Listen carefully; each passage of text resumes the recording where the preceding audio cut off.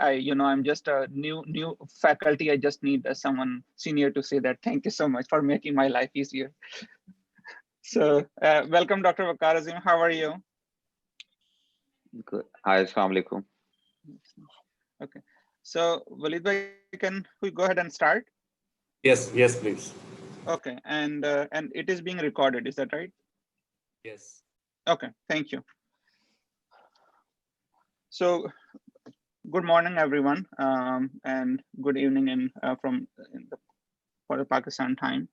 So thank you so much for joining our webinar, which I feel is really important during this COVID season, like how to apply for residency to US, because there are so many challenges, both at level of getting more US clinical experiences, asking, who to ask for letter recommendation, how to come around and explain this time period, and how to utilize this time. What can an applicant do to make a better applicant?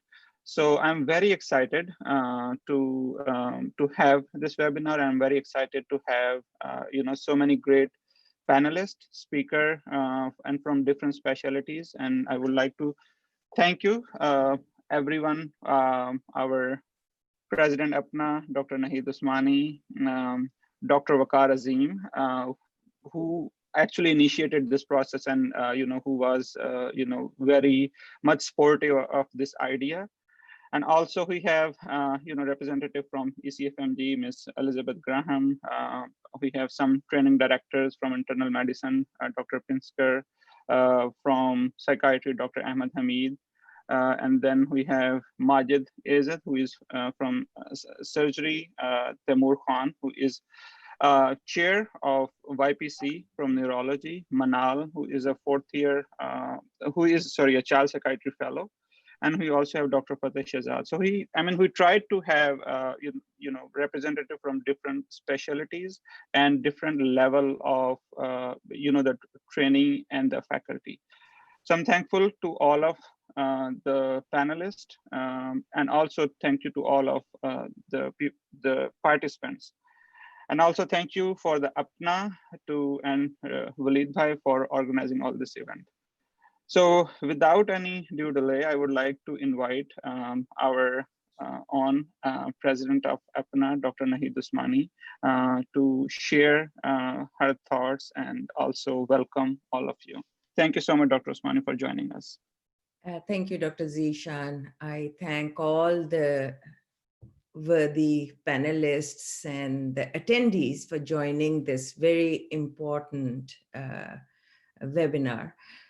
It highlights that our job as leaders of the Pakistani American physician community doesn't finish with any one batch, any 1 year of young physicians from Pakistan coming to US. It is an ongoing process. This year, 2020, was remarkable in the synchronous work that was done between ECFMG, between APPNA, an advocacy committee, and the US Embassy in Pakistan, in spite of tremendous odds. Almost everyone, I think everyone in Pakistan who got an interview and got the selection to a training slot was able to come to US and join the programs in good time so that they could continue with their training. Of course, 2021 will present other challenges. The COVID, I don't think is going away anywhere. It will make, any interview process will have to be a melded one between in-person and video. There will be very few in-person interview slots, and our young physicians have to be flexible and adaptable to this changing environment. I think it would be very good if the young physician committee did some mock interviews on the web. I know that for the scholarship that we give in Kemkhana and also in APPNA, we interview the candidates here in US from Pakistan to see whether they would qualify. So the young people are extremely plastic and able to adapt themselves to this new changing reality. They should spend their efforts and time in getting the interview, not fight whether in person or online, get themselves out there, make sure they utilize all the abilities. My last comment is nobody should sit at home, not work, waiting for US interviews. Whatever opportunity you have to work, to do service in healthcare, you should go ahead and do it because all healthcare workers, whether they are in the training program or they are full faculty, they are needed in countries, in the developing countries. So please, as young physicians participating in this, you will, inshallah, be able to interview and to match. But in the meantime, don't stay at home. Work, work, work. That's it. That's all I have to say. And I'm very supportive of everything Merit is doing and the Young Physician Committee is doing. I thank you from APPNA. Thank you. That's all. Well, thank you so much, Dr. Usmani. I think you highlighted very important points, and I think you mentioned about mentoring, which I think it's key during this time of COVID. And I think YPC, I was speaking to Dr. Tamur Khan and Dr. Fateh Shahzad. We are hopefully planning to soon start some mentorship forum about how, both in terms of mock interviews, and also from PAPANA, which is a Pakistani Association of Psychiatrists of North America. Through that platform, we are also doing specialty-wise mock interviews. I think that's a great point that you raised, and hopefully you will hear some good progress in that regard. So thank you so much for your time and your suggestions. Next, I would like to invite our guest speaker, Ms. Elizabeth Ingraham, who is Vice President from ECFMG. So, and Ms. Ingraham has been actively involved in with IMG, and I have listened to her many presentations during previous APPNA webinars and YPC webinars. We are thankful for her to agreeing to this presentation on a very short notice, and we really appreciate her time and efforts. So Ms. Ingraham, please go ahead and start your presentation. Thank you so much. Good morning, everybody. And I have to say, well, good morning, good afternoon, and good evening.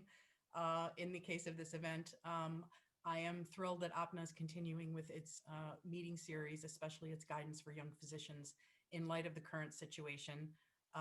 It is so good to be part of an APPNA event again and to see old and new friends from APPNA. So greetings, everybody. I hope you all can see my screen. I am going to spend about 15 minutes just highlighting some things that I hope you will be of interest to you this morning. I want to talk a little bit about the role of IMGs in the US physician workforce and the contributions they make. From ECFMG favor perspective, I want to talk about the challenges of COVID-19. I want to highlight some changes that we're making or some advocacy efforts that we're making in respect to two programs, ECFMG Certification and ECFMG's J1 Visa Sponsorship. And then I just want to highlight some ECFMG resources that may be helpful if you are pursuing residency in the upcoming cycle for programs that begin in 2021. Ms. Ingraham, sorry for the inconvenience. If you can turn on the volume a little bit, that will be really appreciated. If you can turn on the tune up the volume. Yeah, thank you so much. I apologize for the inconvenience. Thank you for letting me know.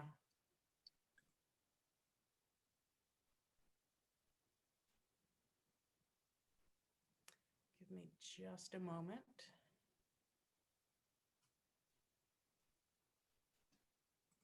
Dr. Zeshan, can you guide me on how to do that? Yes, of course. So I think if we can minimize the screen, I think it's for the computer volume that need to go up. Okay. I think she just need to speak loud a little bit, then it would be a good. Thank you. That might be the fastest and easiest solution. Is this better? I think it's better now. Yes. Oh, excellent, excellent. Thank you so much. Thank you so much. Sure, and please let me know if I dip down again in volume. I want everyone to be able to hear. Thank you. Great. So our first topic, IMGs in the U.S. physician workforce. I want to say a few words about this because I run into people continually who do not realize the huge contributions and huge numbers of IMGs in the U.S. Based on 2018 data from the AMA master file, there are just over 1 million active physicians in the United States. And that includes all major professional activities, including residents, fellows, office and hospital-based practice, locum tenens, teaching, administration, and research. A full 25% of those are international medical graduates. That is physicians who receive the primary medical qualification outside the US and Canada. And of that 25%, or over 250,000, 3/4 are foreign national physicians. That is not US citizens who went abroad, but foreign nationals who came to the United States. The country of medical schools for foreign physicians pursuing ECFMG certification and active in the US workforce is pretty predictable. India typically has the highest number of physicians, but Pakistan is consistently in the top 5. These are data over the past 10 years, and you can see that the number of Pakistani physicians in the US physician workforce is trending upwards from 2008 to 2018. And we will see that reflected, echoed in the J1 visa sponsorship data a little later in the presentation. For physicians from Pakistan, there are nearly 15,000 in 2018. As I said, the numbers are increasing 32% over the past decade. 2/3 are male, 13% are residents, and 43%, a huge percentage, are in our primary care specialties. That is among our frontline providers. So the contributions of IMGs that really could just be a whole presentation. In a country like the United States that does not produce enough physicians, the fact that international physicians come here to train and some to practice ensures that we have an adequate physician workforce and that we have access to high quality care here in the US. International medical graduates tend to serve in underserved areas, both rural and urban. As I said, they make great contributions to primary care, significantly higher than their US citizen, US medical graduate counterparts. They add much needed diversity to the physician workforce. Each year, we have physicians certified by ECFMG from more than 130 countries. And they bring unique international perspectives, which enrich both the learning environment and ultimately the practice environment. So when we see challenges like we have in the past year for COVID-19, and that was the case both for the academic year that just started in July, and certainly for the upcoming recruitment season, we need to take these seriously and ensure that IMGs can continue to enter USGME and that the ECFMG certification program continues to assure that they're qualified and it continues to ensure the public that they're ready to enter USGME. The challenges of COVID-19 are too many to list. I am sure that my colleagues who are program directors will list others. From the ECFMG perspective, certainly the suspension of USMLE testing, and that is all components. The suspension of USMLE Step 2 CS until at least June 2021 by the USMLE program is a significant development. We have had a number of immigration changes related to efforts to try to limit the virus spread here in the US. Travel restrictions, the ability of flights, closed borders are certainly all significant. But ECFMG is committed to the continuity of the certification program, as I said, and we have made strenuous efforts since the beginning of the pandemic to ensure that that's the case. So I am going to highlight just a few programs that if you are involved in ECFMG certification pursuing US graduate medical education, that you will be familiar with. Of course, ECFMG certification required for entry into accredited US GME programs. In recent years, we have certified about 9,500 international medical graduates from about 130, on average 130 countries each year. In 2019, about 600 or 6.3% were citizens of Pakistan at the time they began medical school. ECFMG is the designated dean's office for IMGs who want to apply through the electronic residency application service, and we service 20,000, 21,000 IMGs each year. That process is already underway for 2021. ECFMG is the sole J1 visa sponsor for foreign national physicians in US clinical training programs, designated as such by the Department of State. And in 2019, we had 11,615 physicians under sponsorship. That number is trending upward in 2020 and in past years. Almost 10% of those physicians were nationals of Pakistan or are nationals of Pakistan. And of course, our certification verification service allows both IMGs and their programs and others, licensing boards, to verify that an IMG is in fact ECFMG certified. So focusing in on ECFMG certification, it has operated continuously for about 70 years. Over the years, the requirements and the acceptable exams have changed. Those requirements always have included some evaluation of clinical skills and an evaluation of English language proficiency. So with the suspension of Step 2 CS in March, which was initially thought to be temporary, but is now a longer term, ECFMG had to work very quickly to develop pathways so that individuals could demonstrate their clinical skills and English language proficiency to the US GME community and be competitive in applying for residencies. So I am not going to go over this chart in detail. I will say that if you have not passed Step 2 CS and you are pursuing a residency position in 2021, participating in the 2021 match, you should be familiar with the pathways. These are 5 pathways to satisfy the clinical skills requirement for ECFMG certification and also the English language requirement, both of which were met by passing Step 2 CS. These should be familiar to you if you're in that situation. I will highlight just a couple of items. One is Pathway 2, an objective structured clinical exam for medical licensure. Part of that,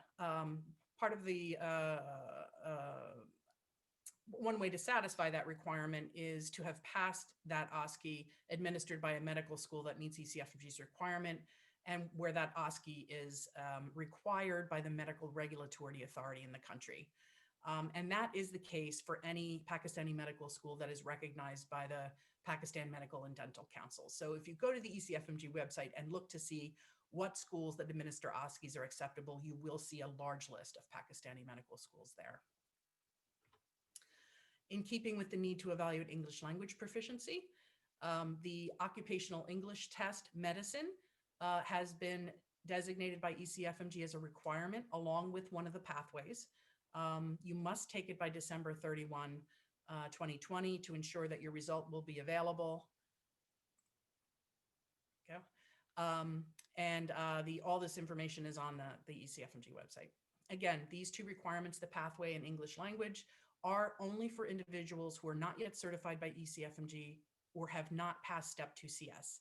If either one of those things applies to you, you don't need to worry about this. It does mean that in the applicant pool, there will be a mix of applicants this year.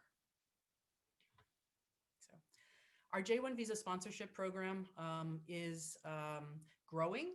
I will show you numbers here for the past 10 years. Of course, 2020 is not on here yet, but 2020 is continuing this upward trend.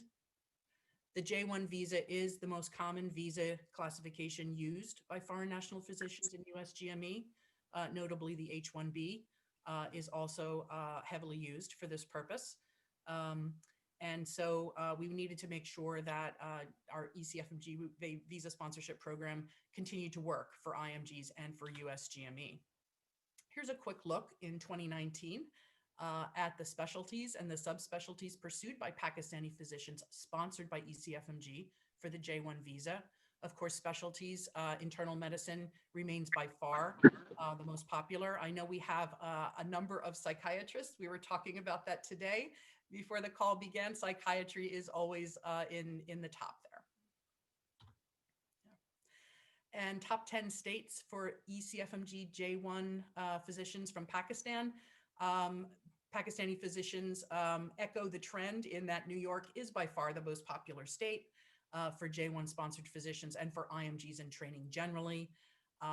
You can see that then we have Michigan, Pennsylvania, Texas, New Jersey. Many of these are states that have been in the past or currently are heavily impacted by the COVID-19 pandemic.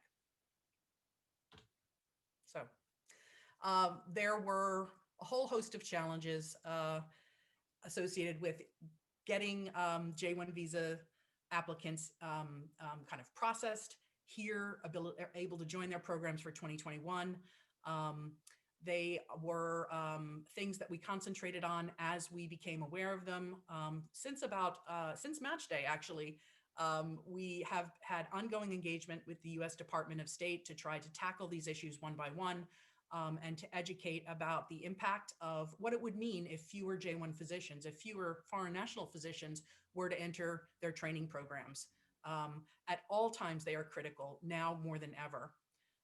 We had an ongoing advocacy campaign with national and local media. I hope you've seen some of those podcasts and articles. Dr. Pinsker has been very passionate about talking about the importance of IMGs and the importance of continuity for their entry into the United States. We also have collaborated with other organizations that are involved in the medical education, assessment, and licensure in physicians to try to solve these problems. And we have had enhanced communication with a broad range of stakeholders, including J1 physicians themselves. And we've had some good results. Some of the things that we feel we've accomplished through these efforts, some of them in partnership with others, is that we were able to facilitate the resumption of visa processing and visa appointments at US consular posts worldwide. As you may know, earlier this year, the United States stopped visa processing and appointments, and we were able to get that decision reversed for physicians intending to come in the United States and contribute to US healthcare. Another obstacle for J1 physicians is the requirement that statements of need, that letter from the home country saying that the country needs physicians in that specialty, was required to be submitted in paper with an actual physical signature. And we were able to allow the Department of State to allow our J program to accept those electronic statements of need and also with a digital signature. Issuance of social security numbers is a small thing, but a really important thing. It's an example of the kinds of logistical issues that foreign national physicians were facing. Foreign national physicians who are entering the United States for their first year of training need to get a social security number, but all the field offices were closed due to the pandemic. So we facilitated the assignment of those numbers under what is called dire need. Physicians who were coming to the United States were considered to be in dire need of a number. And we're really happy to report, I'll echo something Dr. Usmani said, by early August, 95% of initial J1 physicians had arrived at their programs, which we think is a great for the United States, great for those physicians, and certainly a big accomplishment. So I want to talk just a little bit about the resources. There are many on the ECFMG website. Certainly, as I said, if you're not certified by ECFMG or have not passed Step 2 CS, please go to the ECFMG website. There's a box with an orange stripe on it right on the homepage, and we have detailed information about the pathways, which will allow qualified folks to meet the requirements for the match for ECFMG certification, and please familiarize yourself with that information. Back in April, we did launch a new newsletter, COVID-19 newsletter. It is freely available on the ECFMG website. And we've done 15 issues to date. We publish every couple weeks, and we really wanted to raise awareness of the critical issues that IMGs were facing and to advocate and also to identify those challenges, solicit support, and also present those solutions when we had those solutions, things like the social security numbers. Of course, the ECFMG Reporter has been around for 20 plus years, but it is still a great resource. All issues related to ECFMG certification entry into GME. Our social media channels, followers, Pakistanis in the US and also viewers in Pakistan are always in our top 5 countries for social media. So thank you for following. I do want to highlight one of our newest resources. Journeys in Medicine is an ECFMG blog, and it is for and about J1 physicians in the United States. We have stories from the J1 physicians themselves. We also have perspectives from program directors and other program staff in programs that host J1 physicians for training at the residency and fellowship level. And we have several of the most recent blog entries or offerings are from physicians sharing their perspectives about what it's like to be a resident or fellow here in the United States during COVID-19 and their experiences, how it's affected them and how they've contributed. So with that, I want to thank you all very much. I hope that this has been helpful, and my email address is here. And of course, the ECFMG website is a great resource. Thank you. Thank you so much, Ms. Ingraham, for sharing such helpful information, and also kind of relief for a lot of information that there are resources out there that the applicants can reach out. So I really appreciate your time. My pleasure. Thank you. And next, I will invite one by one our panelists. And so first of all, I would like to invite Dr. Rizwan Naeem, who is a professor of pathology in New York. And the couple of great things about Dr. Naeem, he has been involved in a lot of activities with young physicians, but he's always very encouraging, very supportive of all the young physician activities. And when I reach out to him that, I'm planning to do this webinar, so he was graciously, suggested me a couple of names who can be a good speaker. And then he connected me with Ms. Ingraham and Dr. Pinsker. So we really appreciate, Dr. Naeem's efforts, time for encouraging, helping, and mentoring, so many applicants for so many years. So thank you so much, Dr. Naeem, and please go ahead and share your thoughts. Thank you. Thank you so much, Zeshan. And I will be very brief, but more important aspect of these seminars actually is a QA session, which hopefully will be very entertaining and always been. So a couple of encouraging things. First thing is we are doing this for almost over 10 years. I remember taking ECFMG Vice President to Pakistan in 2007 or 8. And it was an amazing trip for ECFMG to visit different cities of Pakistan. More importantly, Ms. Ingraham is a friend of ours and have been, we all have to appreciate ECFMG role in facilitating visa process, facilitating, making it easier and information available to all international medical graduate. And of course, we are one of the top 5 what you call beneficiaries of it. So we want to thank you, Ms. Ingraham, and ECFMG for their advocacy effort, their practical effort, and their information availability efforts towards these difficult tasks in difficult timing. I also want to thank you, our guest, Dr. Pinsker, who is in New York and has been a very, very friendly with us for many years. We have done many seminars together, and thank you again for accepting this on our behalf. And you will hear from him. I have not seen many straight shooters and honest, what you call advocates, and tell you on your face what is right, what is wrong, and how to deal with it.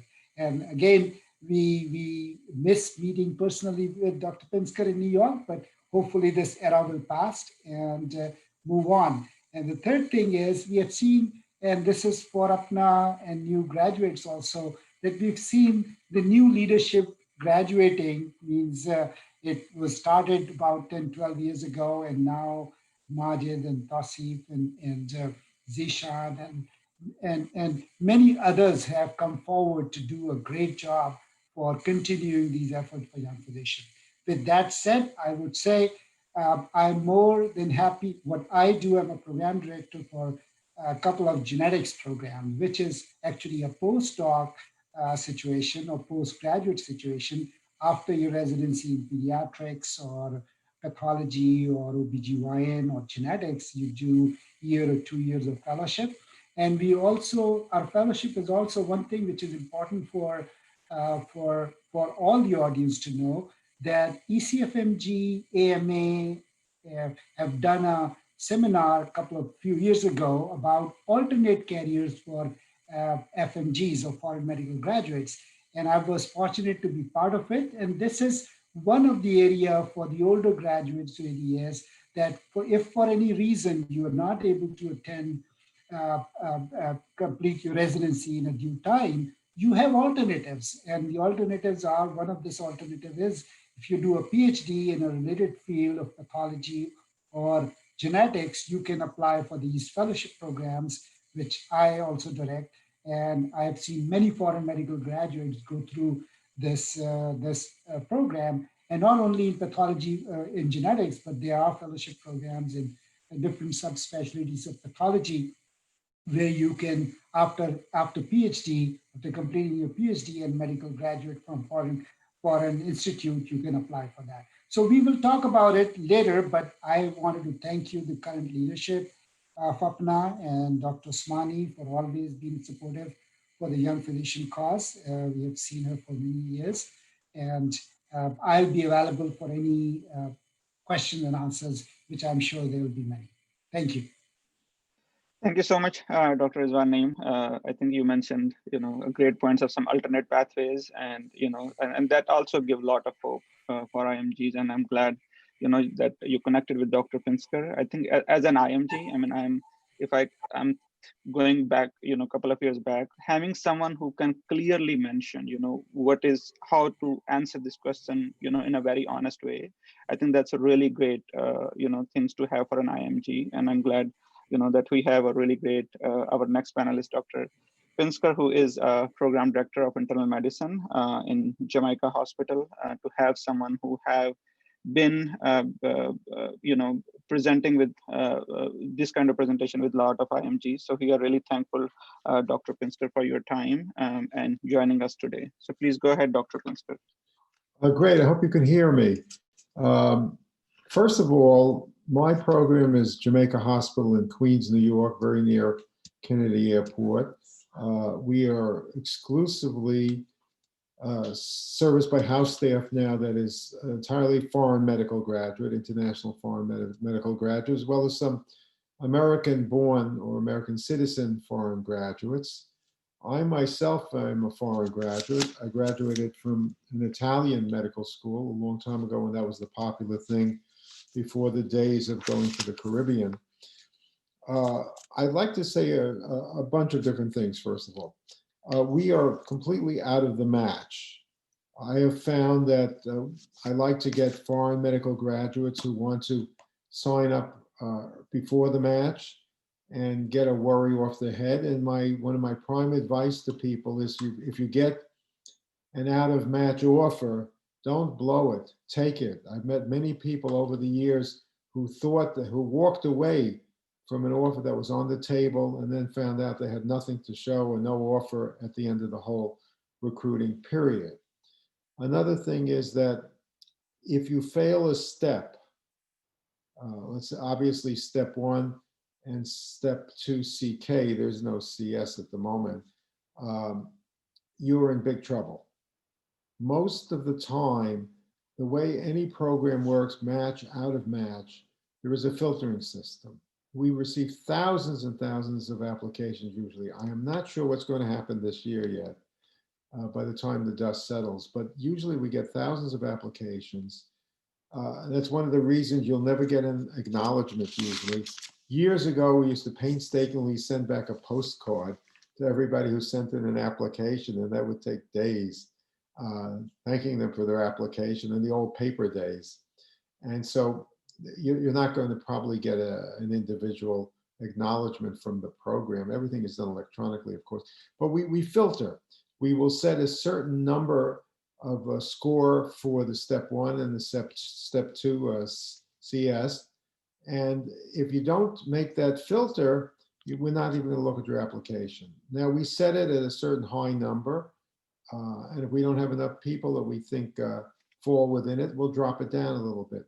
But another part of the filter is people who fail step 1 and step 2 CS. I was always a little lenient on the I'm sorry, CK rather, it's clinical knowledge. There's no CS at the moment.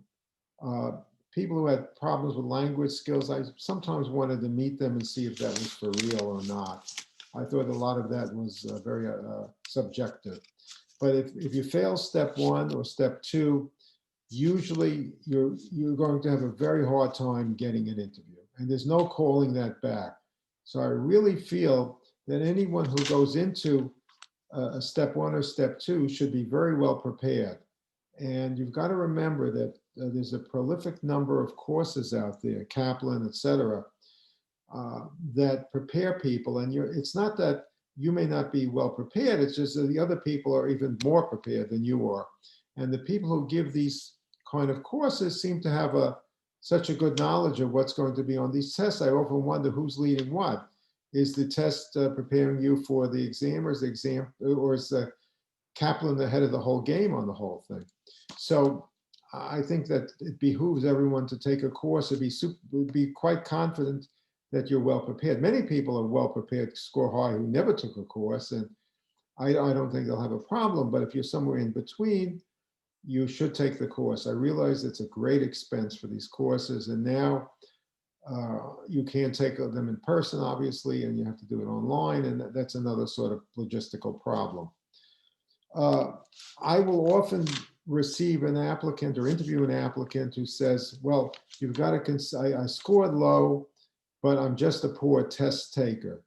And I can tell you right now that most program directors look at it this way, that if you score low on a test like step 1 and step 2, how would you do on, for example, the internal medicine boards? Are you going to be a poor or suddenly a good test taker on that? Because the program's value is often, or its worth, is measured on their board pass rate. We happen to have at Jamaica one of the highest board pass rates for the last 20 plus years at the internal medicine boards. So we want to have a good board pass rate. Taking a test doesn't mean you're necessarily going to be a good doctor, but at least you'll pass the boards and you'll have a good font of knowledge. Another thing is you're up against the US grads also who are taking these steps. So they'll set the standard. They're being prepared from day 1 just for step 1 and step 2 in American medical schools. And they will, of course, as we would say, they up the curve. The US grads seem to be, over the years, taking up more and more positions because more and more medical schools have opened up.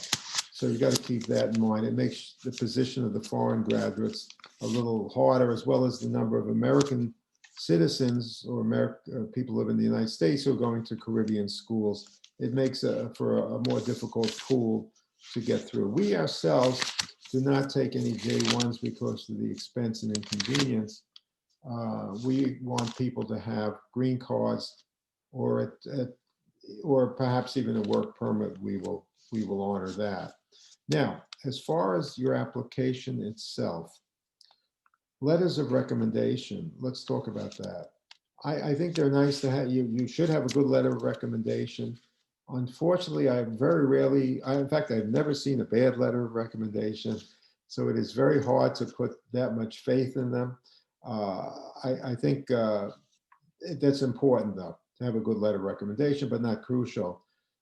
Personal statements, I put a lot into that. There's some very unique things I find in people's personal statements. I pull out certain statements that really hit me, and I really consider a good personal statement. But be careful. People, I can tell right away when somebody has had someone else write it, that it's too well written.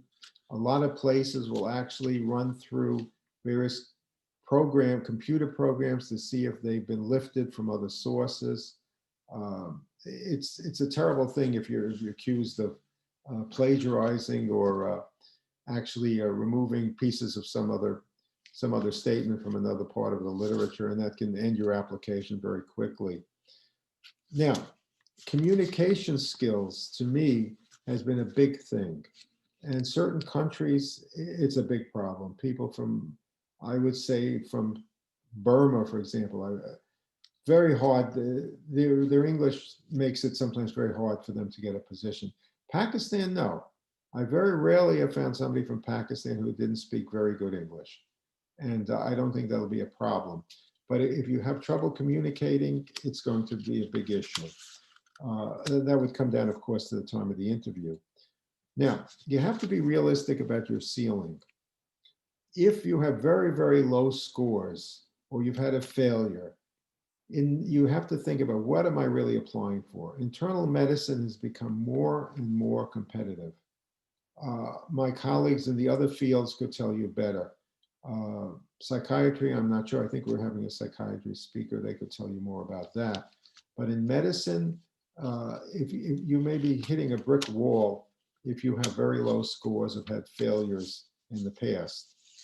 Now, sometimes I'm asked to interview people on a courtesy basis. In other words, oh, so-and-so is a friend or a cousin. Could you kindly give them a courtesy interview?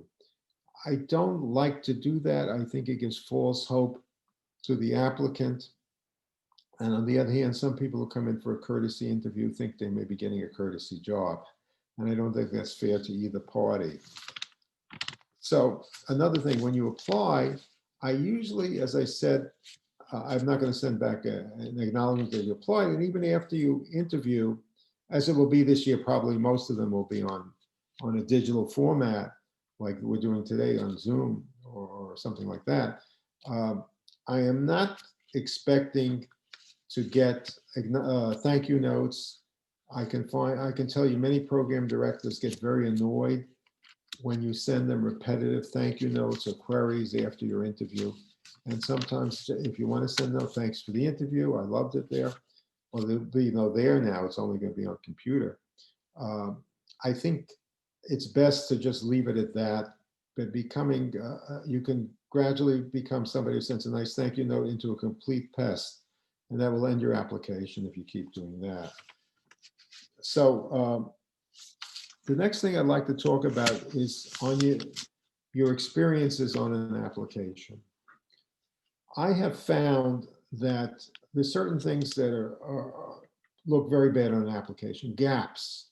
As you mentioned before, you mentioned that, one of the other speakers mentioned before, that you should not waste time while you're waiting for your US clinical training or application. You should go to work, do something in the medical field. I find people with long gaps, couple of years gaps, nothing really to explain it. I can understand certain family situations, but people who have unrealistic gaps that are hard to justify, usually that's not a good sign. And I'd rather take a fresh graduate who's not as well trained perhaps, but a fresh graduate who's eager to learn right out of school, rather than somebody who's had years and years of gaps.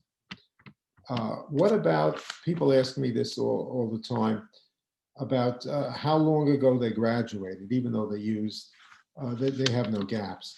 But people who graduated over many years ago, that can be a problem.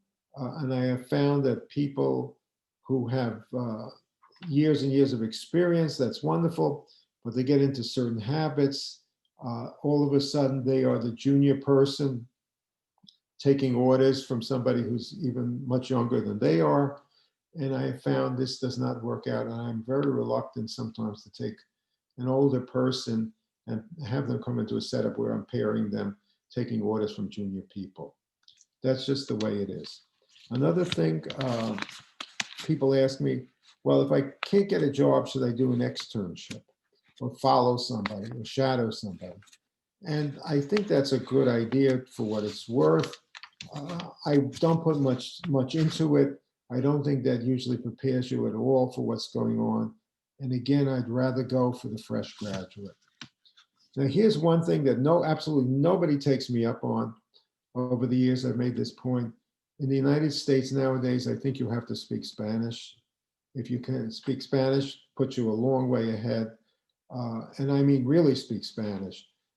enough to do an interview, not just say, hello, how are you?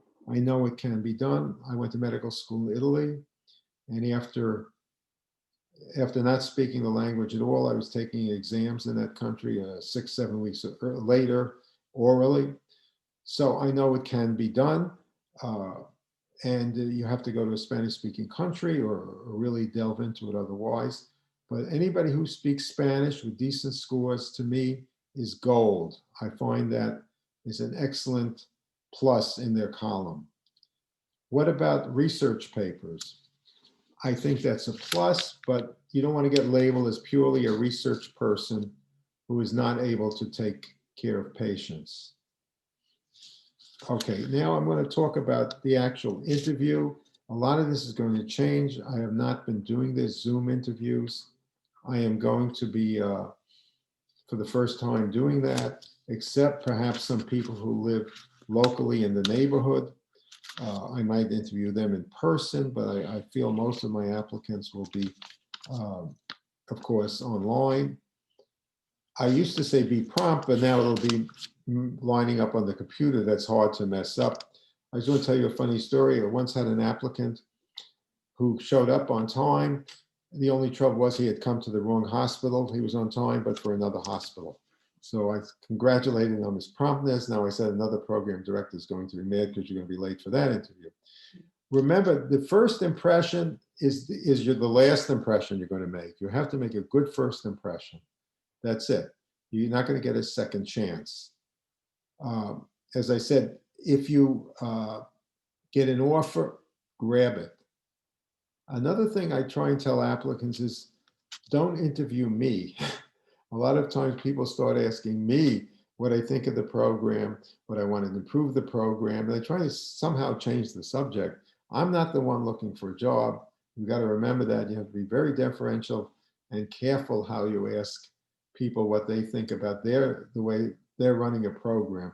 Now, it may be asked of you, and then you could do it. For example, I might say, well, do you have any questions? Is there anything we didn't make clear about this program? But, you know, that's very important. Don't interview me.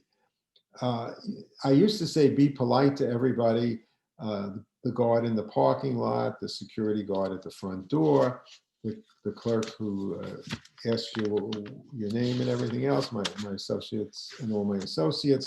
Of course, that's going to be a little different now because it's online. I think the junior people now who are going to be interviewed will have a good advantage. They're much more comfortable in a digital format than even I am. When I ask questions, I usually don't give them a clinical test. If they could answer everything clinically that I wanted to ask them about how to handle a case, they probably wouldn't need the training. So I don't put much faith in something like that. I used to say, shake hands firmly. We can't do that at this point. I used to say, dress appropriately. That shouldn't change. Conservative clothing, even digitally, in the digital format, I think will be quite important. Another thing is don't look desperate. I've had people tell me, I said, why do you want to work in medicine? Well, I live 2 miles from here. I must get a job, and this would be my ideal for me. Well, that's very nice, but that's not a reason I should hire somebody like that. I was recently counseling one of my third-year medical residents about a fellowship, and we're talking about what I'll put in the letter of recommendations. I said, by the way, what are you applying for? And this person listed 6 different things. I said, well, if I were if I were interviewing you for this fellowship, and I asked, why are you applying for 6 different things? And your answer is, I only want to work in this city, you're not going to get that job. So don't come up with an answer like that. Don't ask too many questions, such as how much time you're going to have off, or how much protected time you're going to have for research, or what is your jeopardy system when people are out. There's a way of asking that, and there's a way of not asking that. If it looks like I want the perfect job and maybe you don't meet my high standards, I'm probably not going to want that kind of person. Body languages, I used to pick up a lot better when somebody was sitting across from me. I don't know how that's going to work in the digital world. It's going to be a little give and take this year. One example, I did interview somebody about 8-9 years ago who was a surgeon in India, became very highly recommended by other members of my house staff. And I said, I don't think I'm going to take this person. He's been out a few years. He was doing surgery in India. Now he wants to do medicine. But he impressed everybody he walked in. He was smart, kind, empathetic, everything you wanted in a checkbox. Yeah, I wanted to hire him on the spot right after I met him. So that's something that's going to be lost in this day and age. But we'll have to work our way through something like that. Now, I think another thing, when you make up a CV, make it short. Don't go on for 15 pages with irrelevant items. Nobody's going to read that. Another thing, you have to be prepared for open-ended questions. One of the favorite questions I like to ask somebody is, where do you see yourself in 5 years? And what do you see yourself doing 5 years from now? Where do you think you'll find yourself geographically, work-wise in 5 years from now? Another thing is, I might ask, what do you consider your strengths? People usually come up with something good like that. But the next question obviously is going to be, what do you consider as your personal weaknesses? And that stumps people sometimes. They don't know how to handle that one. And you have to, be honest. And usually when I'm asked for a recommendation about somebody on the phone from another hospital or something like that, someone applying for a job or fellowship, and they say, what do you think this person's weakness is? I think he needs a few more trainings to finish out as a top-rate, few more years of training to finish out as a top-rate physician or fellow or something like that. But you have to come up with something. You just can't sit there blank. And that's usually what happens initially with somebody like that. Now, as I said, don't send me gifts. Don't send me follow-up letters. Too many, maybe one is enough. Thanks for being there, or a follow-up email. You'll get yourself annoying. Now, here's some other things that I have found out this year. I have seen that there are people who actually can do fellowships first. I was surprised. I met someone who was doing it, hadn't done a medical residency, but was doing a nephrology fellowship at another hospital. And I invited him for an interview, but he never came. So there might be something to this, that certain well-qualified people can actually jump into a fellowship first and then go into a residency. And I think there was some mention about pathology just before. I wasn't following that 100%. You have to be willing to apply other than the big metropolitan areas for residencies. There are positions that in geographically unfriendly states where there's a very cold weather states, or even upstate New York, where people don't tend to gravitate because of the weather, but the excellent training programs. And I think you have to keep an open mind. You also, as I said before, have to keep an open mind about changing your fields. Perhaps internal medicine may not be for you. For example, general surgery I know for an international graduate, it's very hard to get into a general surgery program. You have to keep an open mind. And sometimes there are certain fields that I think are very lucrative that the people coming from foreign medical schools can get into. May not be with the MD degree, but nowadays, PAs, people with MPHs, they can seem to get ahead. PAs do very, very well. It's not as lengthy training as internal medicine or in other fields. And I feel that that's a very good alternative for people to consider if they can't get in what the residency they want, or even, for example, a master's in public health, and then doing a residency, which would be, the residency would be built into the master's in public health program, usually in preventive medicine, occupational medicine, aerospace medicine. There are a lot of unfilled positions, and that's something people should consider. I also feel that what you mentioned before, a mock interview with senior people, and maybe they won't even feed you all the right questions, but they'll get you comfortable doing an interview. And I think that's the way to go. I really think that's a good starting point. And I'll be happy to answer questions later for anyone who has anything when we do more of a larger session. Thank you so much, Dr. Pinsker. I think you touch a lot of important points that, as a IMG applicants may have, from personal statement, letter recommendation, how to apply for interview and how to ask questions. So thank you so much for, elaborating all those important questions. So next, I would like to invite Dr. Ahmed Hamid, who is Training Director, Psychiatry Program at Hershey Penn State, and has been, mentoring many IMGs and been involved in, training and teaching many psychiatry resident applicants. So thank you so much, Dr. Hamid. Please go ahead. Thank you very much, Zeshan. And again, welcome all. I hope this webinar has some value to you. And again, Dr. Pinsker covered a lot of ground. So let me start with, I'll try to keep it focused. I'll try to keep it high yield. I'll try to make sure that there is a value to what we say. And again, there would be questions that we will be answering as we come to the tail end of this webinar. I'll start with following thing. Again, it's important for me to say that the United States most probably is the best place to practice medicine in the world. It hands down, it might not be a perfect place. It has its flaws, but I have lived and practiced medicine, psychiatry on 3 different continents.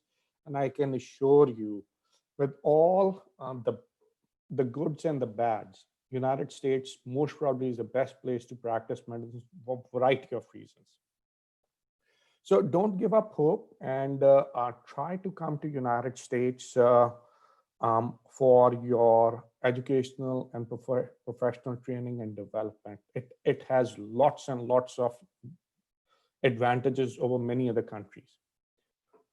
Over the last number of years, since I went through the same path, things have changed drastically.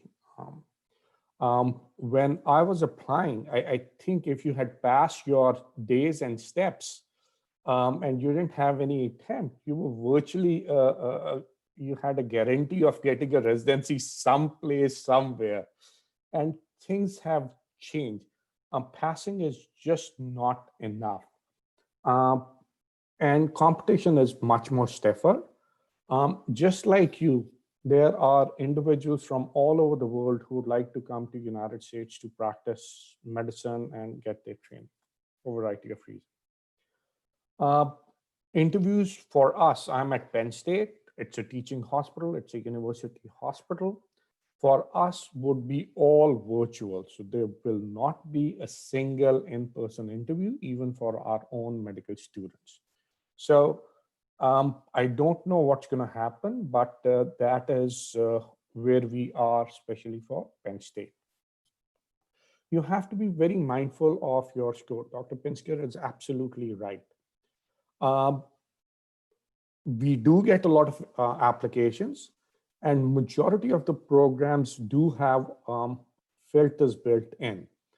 And if your application is not going through the filter, no matter how stronger of a candidate you might be, it's just not going to go through the filter.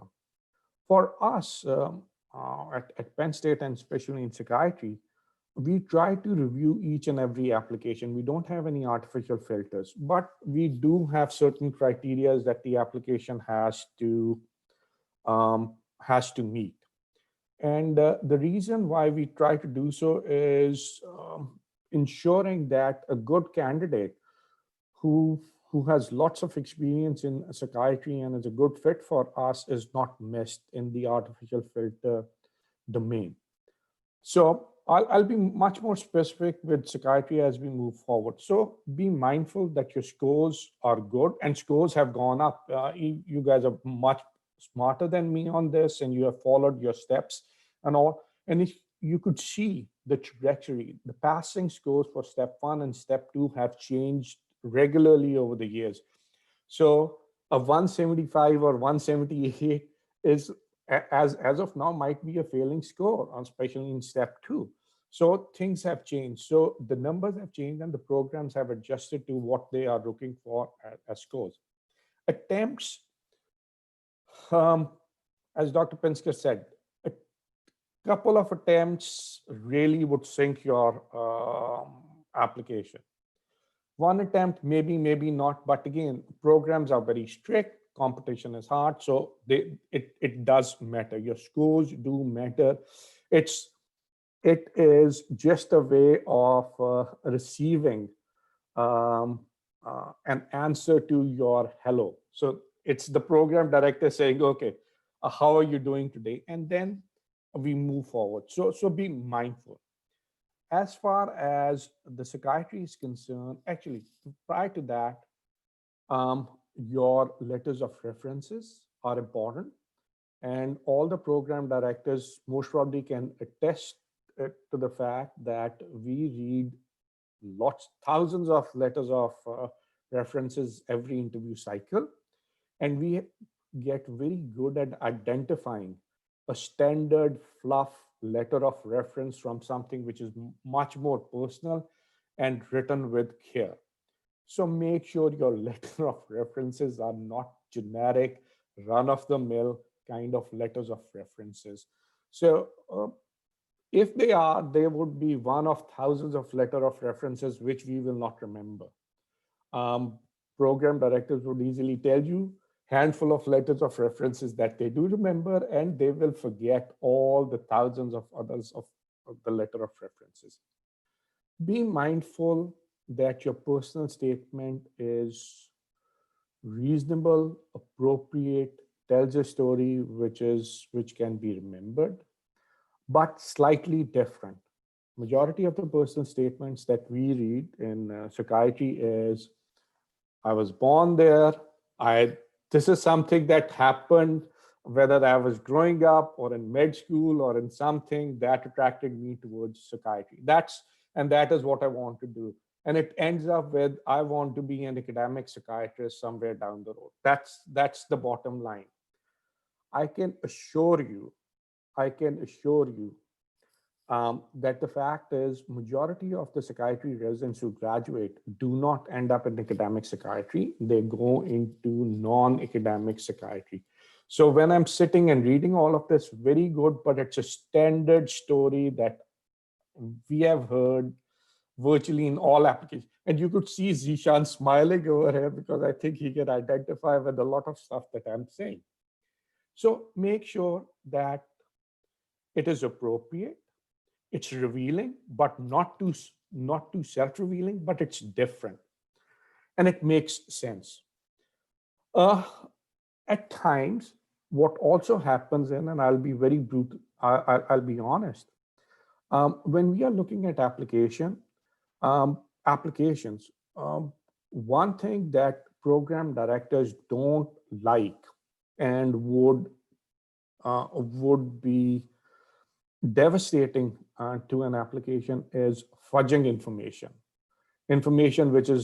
which you can figure out it doesn't make sense, it's not right. Again, do not do that. Don't exaggerate too much, because we actually have a very good idea what reality is and what is a super exaggeration.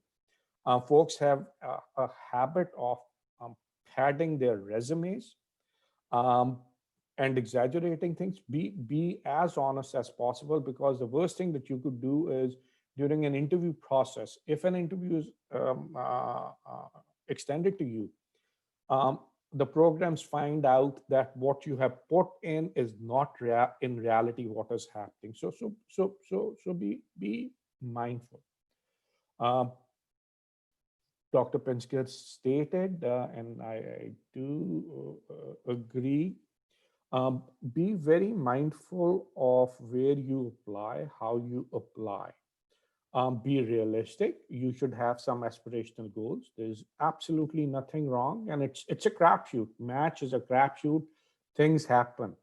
I can tell you there was somebody who was an international medical graduate. It's an absolutely true story, and had done well and interviewed and so on and so forth, and interviewed in good academic institutions. By the time match result was announced, we do get the rank, the list of candidates, where they go and what they have done or not done. Found out that that individual did not match, and in my list, and the person below them had matched. So I was very surprised. I said, how the hell did this candidate not match? And this is exactly what they did. They interviewed a lot of places, but only ranked a handful of places on their rank order list for match, because they were so confident that they would go to one of those 4 or 5 places. And what ended up happening was that they did not get matched that particular year. And then they went in and got matched. So be very mindful where you're applying, how you're applying, what your scores are, what realistically you could go into.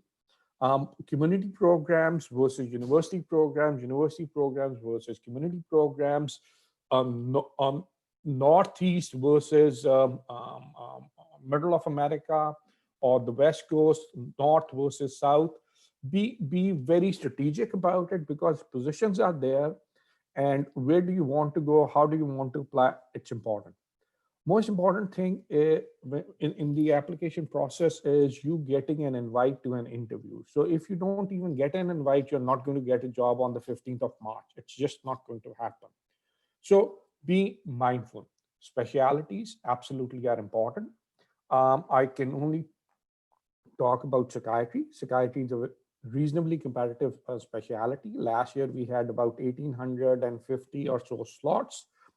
I think only 20 went into 12 or 20 went into the post-match. Out of these 1,850 slots, there were about 260, 280 slots were filled by the international medical graduates, both the US born and the true international graduates. So that's the number. So be reasonable. What would we be looking at in the psychiatry application? We would be looking at somebody who clearly has a passion and a history for psychiatry. Somebody who has done a lot of work in internal medicine or surgery or ophthalmology, most probably is applying to psychiatry, unless they have a change of heart, but most probably is applying to psychiatry because they might think it's easy to get into psychiatry. What I'm telling you is, majority of the places would look at your application, and with the number of folks who are applying, you really have to show that there is an interest. Years of graduation, does it matter? Maybe, maybe not. Because again, if you have done your post-graduation in psychiatry, you're working as an assistant professor in psychiatry, or you have done your MRC psych, what we would be getting is a trained psychiatrist. The question is, in the interview processes, would you be able to take instructions from somebody who's much more junior than you and does not know as much as you are? And if you can assure that that should not be an issue, that should be all right. Researchers do matter, but again, a researcher versus a clinician, programs are looking at clinicians. That is what they want. Research is an added benefit, but again, it does not override the fact that you have to be a good clinician to get into a residency, or you have to give the impression that you're reasonably good clinician. Mock interviews, virtual interviews, when you are doing it in the virtual world, appearing professional, making sure what your background is, what's happening, how you're dressed, those are all important things. Be mindful of these. United States is a very fair system. It's not an unfair system, but you have to have, you need to be on equal footings for you to get into the system. You can't have a couple of attempts, or you can't, as Dr. Pinsker said, again, you should not be begging for a job, because again, nobody is going to give it to you especially if you don't deserve it. So it's a fair system. If you deserve it, you'll get it. I don't want you to be afraid of this process. All of us went through the process. It has been difficult from day one. It's not an easy process. It's not, okay, if you pass that, you are guaranteed. It's a difficult process for all of us. So be focused and things will work out. And last is, if you don't take a chance, if you don't apply, if you don't go through the process, there is 100% guarantee that you will not get a residency. So for you to get a residency, you have to apply and go through the process. It's a 50-50 chance. So take that chance. With that, I will stop and I will wait for additional questions. Thank you so much, Dr. Hameed, for sharing your thoughts and views. And next we have Dr. Majid Tawseef Azad, a very well-known vascular surgeon from Michigan who have been helping, I think, for many years for IMGs, both in terms of providing support both morally, socially, and have been very involved in both YPC. So thank you, and Majid, for joining us, and please go ahead. Thank you, Zeshan, and I thank all the faculty and panelists who are over here to join us in this webinar. Obviously, we don't have much time, and we have a lot of panelists, so I try to be very short and just focus on the things which I want to, or which we want to hear. Number one thing is, very importantly, this webinar is not done for people who have excellent scores. Why? Because people who have excellent scores, they don't need webinars. Most oftenly, they usually match on the basis of their scores.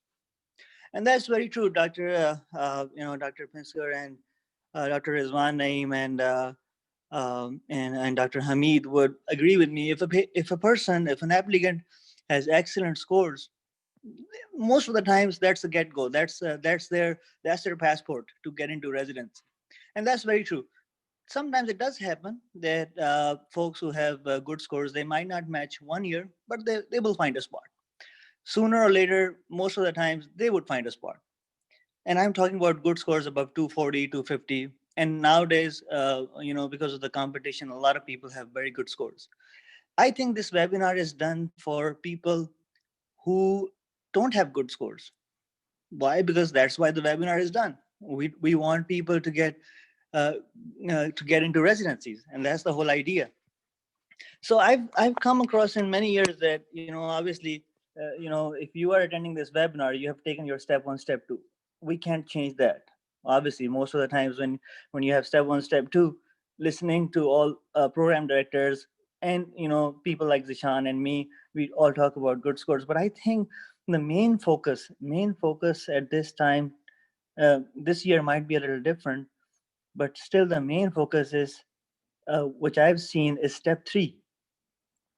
People in the last many years who don't have step 3, it's very hard to get matched. Though the program directors, though the programs, they don't mention about step 3, but I've seen just by looking at the numbers that people who have step 3, they get into residency easier, and that makes sense. Why? Because of step 3, this is the only way a program can be 100% satisfied that this person or this applicant can take the boards. So that's the main important thing. I think it has come across many times, and people who are listening here, they know the fact that this has been a decision making of many of the program directors, many of the programs, though they never mention about step 3. So this is my one main point. You will not hear about step 3, but this is very, very important. Number 1. Number 2, folks who have low scores, obviously they have to do something. They have to do something. My whole idea and my plan is, and why we are having this webinar, is to help those who have less scores or low scores. There's no way this webinar, obviously it's the 1 or 2 hour webinar. it's no way we can groom your CV in 1 hour. But the main things to focus is, if you have low scores, which means less than 220 in your steps. Why? Because nowadays 209 is the passing of step 2. Back in the days it was, back in the days it was 185. Now it's 209 is the passing score. 208 is a failing score for step 2. So 209, which was a good score in the past, is 208, which was an okay score in the past, is a failing score nowadays.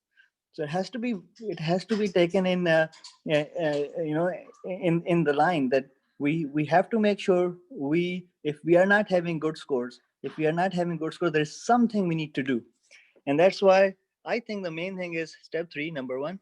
Number 2, mainly to focus on our application.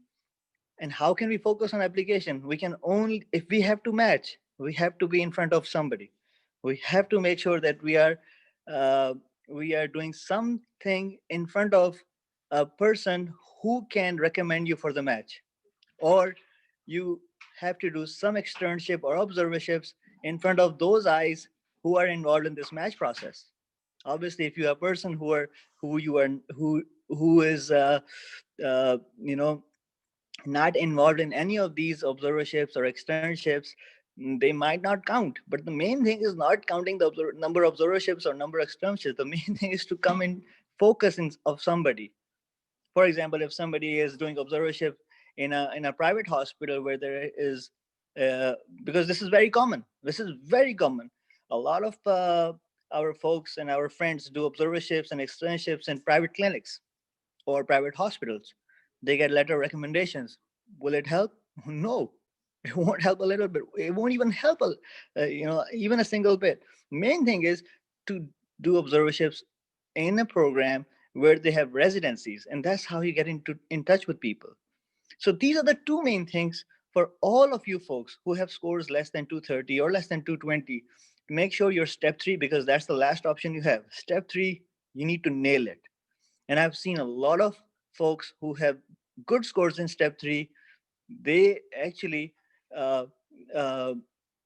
their application is kind of like preferred, even if they have like step 1-2 score, average step 1-2 scores, but they have a good step 3. Why? Because it makes sure that they have actually improved their CV, number 1, and number 2, they have cleared all their USMLE examinations and they're ready to sit for the boards in 3 years. It's a very big problem for a program director that if a resident cannot pass a step 3 because he can't sit on his boards. So main thing, step 3, number 1, always number 1. Number 2, observerships and researches in that program. I know observerships and researches don't count, or it has a minimal impact. I agree with that, because you're not coming here to become a researcher. It has a minimal impact, but if you do them in those places where you have residency programs, I think it's a big gig. You really don't know what's the difference. You will notice a difference if you do an observership in a residency program, or if you do an observership in a program or in a hospital where they don't have residencies. So my main focus will be to that. The rest, some people do take a look at letter recommendations. Some people don't. Some people take a look at personal statements. Some people don't. But if your top 3 USMLE or step 3 score is good, I think the program director would not think twice to hire you, unless until there is a big red flag. So I think, Dr. Zeshan, I would just stop with these 2 points, and obviously we're open for all discussions. Thank you so much, Dr. Majid. I think there may be, I agree that there may be a lot of, participants who may have low scores, but I think giving them some practical tips, what things could be helpful.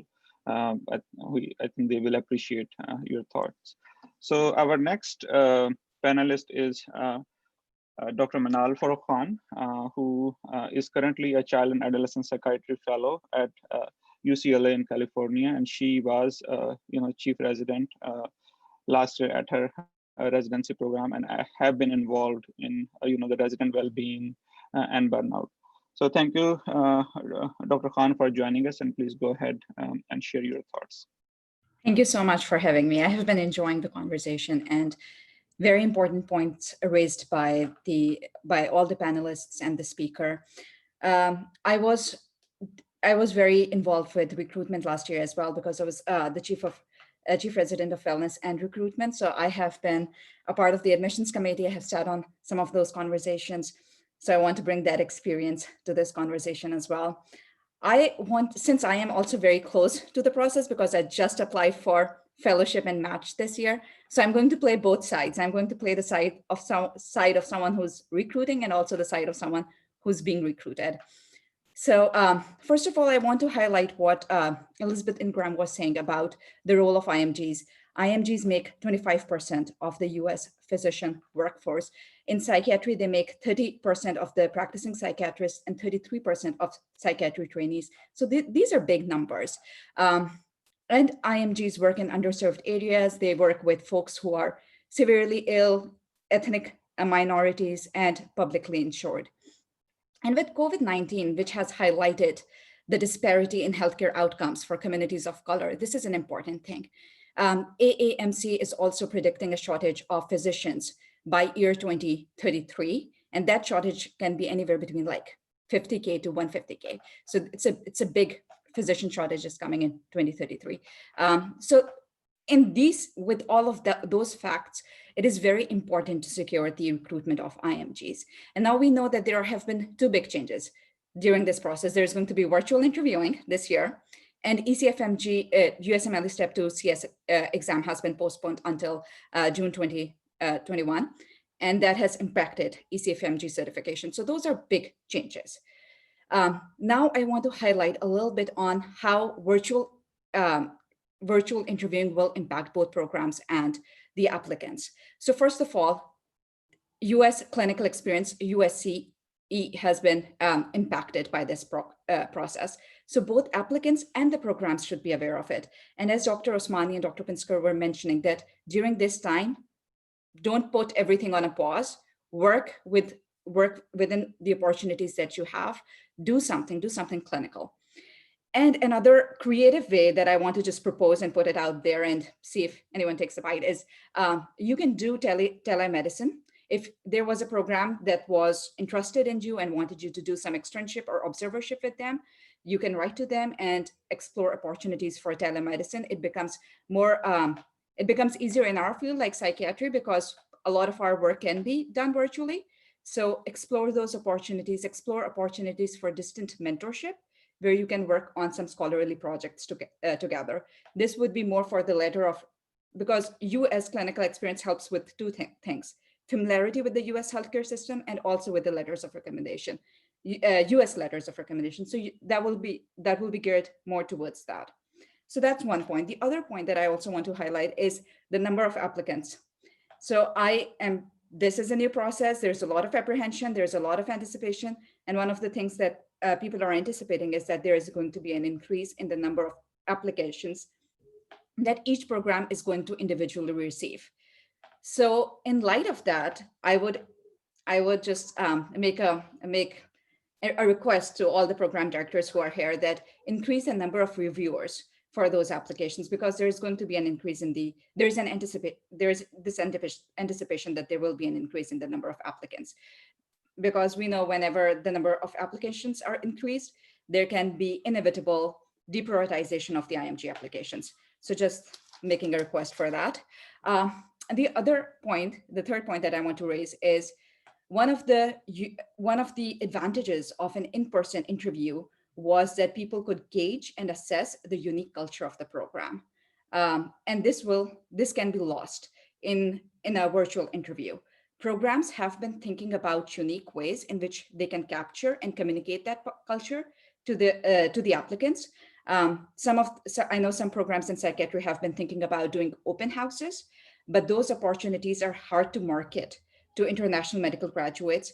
So get in touch with the programs of your interest, ask them if there are any opportunities for joining an open house, sitting on a didactic, because all of our didactics are via Zoom now as well. So look out for those opportunities. Also, this practice is pretty common in other sectors, not so much in healthcare system, but reach out to residents and fellows and ask them for informational interviews where you can talk about different things about the culture of the program. So you can also do that. But remember that when you're doing an informational interview with a resident, treat it like an interview. Don't be casual. Don't say things that you would otherwise want in an interview. So just be professional in those encounters as well. The fourth point is the time difference, and this is for both applicants and the programs. Something that goes on from 8 a.m. till 2 p.m. on West Coast in the US means 8 p.m. till 2 a.m. in Pakistan. So there's a 12-hour time difference. So for the programs, there's a lot of inference, subjective inference that's put on energy levels and body language. So just be mindful that they will be interviewing throughout their night. So that could impact some of the energy levels. For the applicant, plan your day accordingly. Take a nap if you have to. Cancel activities for the next day, just in preparation for this interview. Just be aware that the time difference is going to play a role as well. A lot of our applicants will be applying from sites that are middle or low resourced. So the internet connections can become a little bit spotty. And in that light, I would say that, touch base with the program in advance, generate some alternate ideas or ideas for alternate communication in case your internet connection becomes weak and you lose the interviewer. So have those conversations at the beginning so that you're not panicked in the moment when it happens, because it can happen. So prepare for that. And the second last thing that I want to say is that virtual interviewing is hard. There's a lot of nuance and context that we will be missing out on. So it will be important to be intentional in the use of your tone, in the use of your speed, in the use of your breaks or pauses. So just be intentional in how you talk. Also, reflections are a great way to make sure that you and the interviewer are on the same page.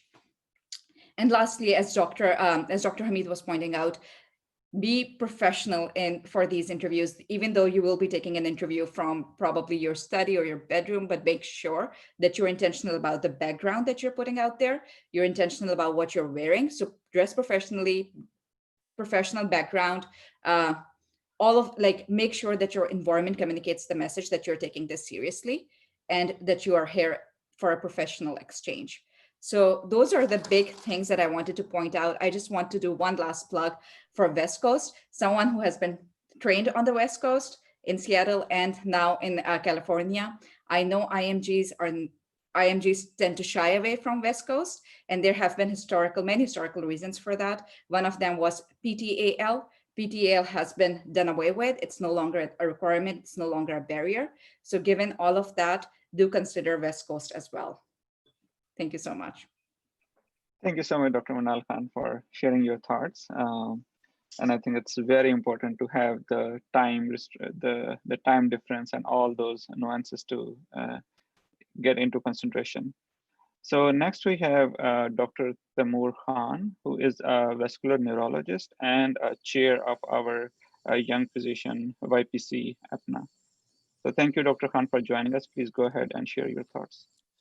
Thank you very much, Dr. Zeshan, for arranging this dynamic meeting among all the faculty members, APPNA Leadership, and the esteemed residents and fellows with their extensive background. I would like to thank Zeshan being part of our YPC and Dr. Majid and Dr. Usmani being the backbones of that, joining hands in hands with the APPNA Merit Committee to get that initial very important meeting rolling out in the beginning of the match season. And as Dr. Usmani initially mentioned, we will be focusing on all the important highlights mentioned by Dr. Usmani and other speakers regarding the communication skills, mock interviews, and as we do it every year. And we have been actually guiding them on the email to email basis, assigning them mentors as soon as they approach us on the via email chain through APPNA website and through our own website. And luckily we have in our committee, we have program directors, residents, fellows, and researchers, and we direct their inquiries accordingly, according to the subspecialty and the type of and the step of the residency applicant they are in. So we have been doing that, but we are going to roll out our Zoom webinar soon as well. And that was great to hear all the intricacies of the pathways that were dealt and the visa issues that were sorted out by the APPNA Leadership Advocacy Committee, and we were hand in hand with collecting the information, helping out the applicants. And a few important things that I would like to take from all the, pretty much everything as important aspects have been covered.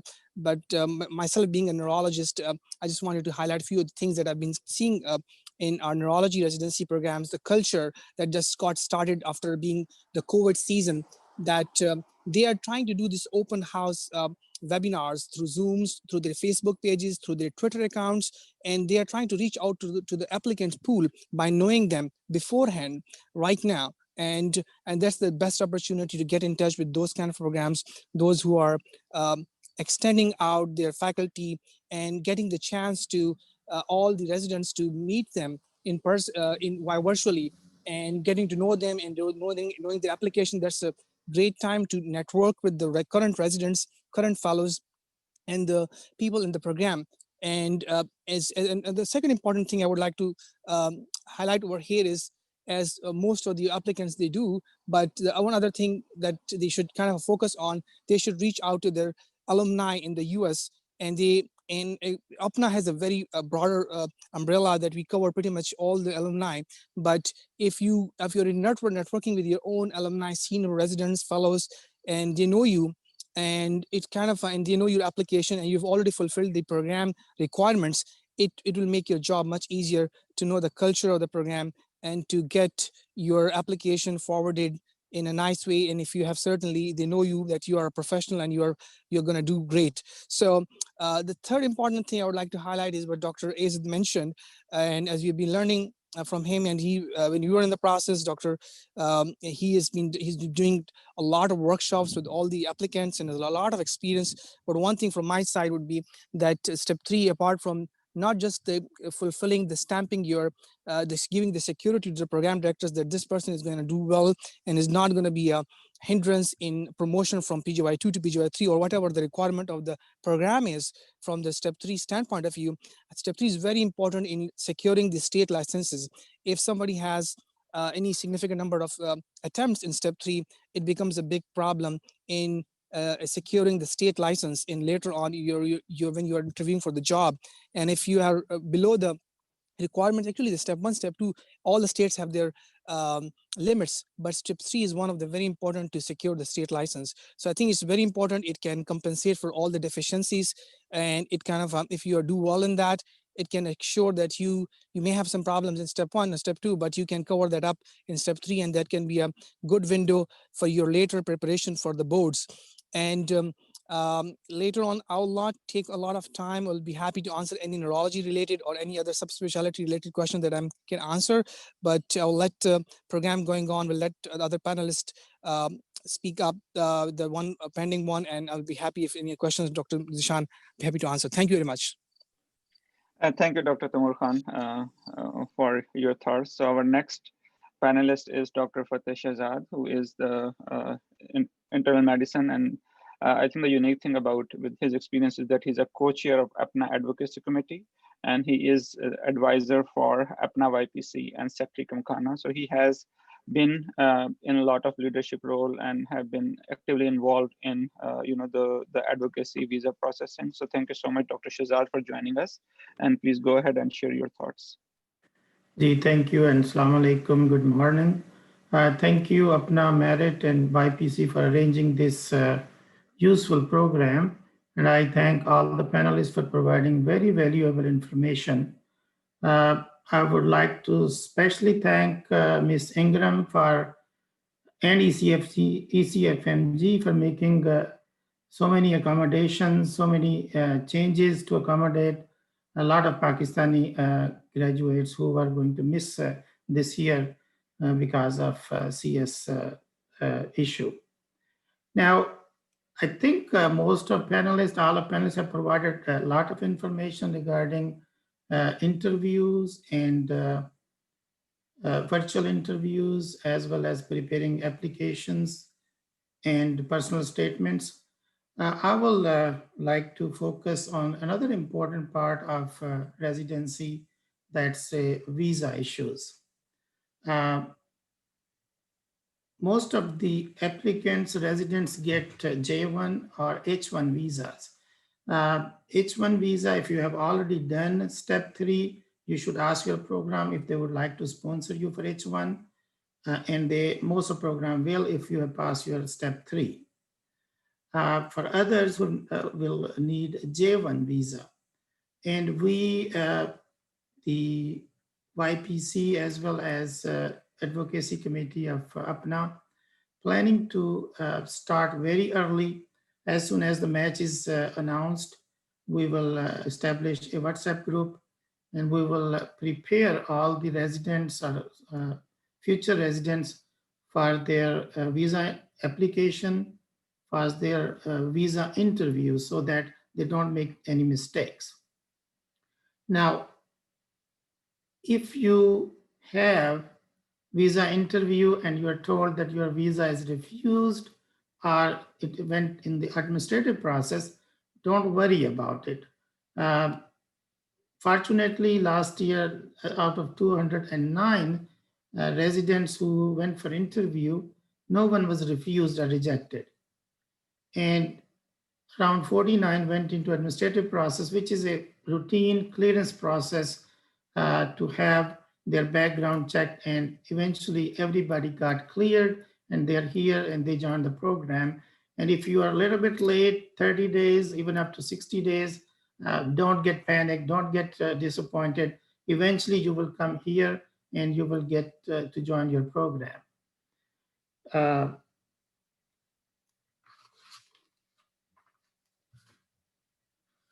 I think that's all about visa issues and administrative process. And if you get your visa rejected, again, don't get disappointed, don't get discouraged.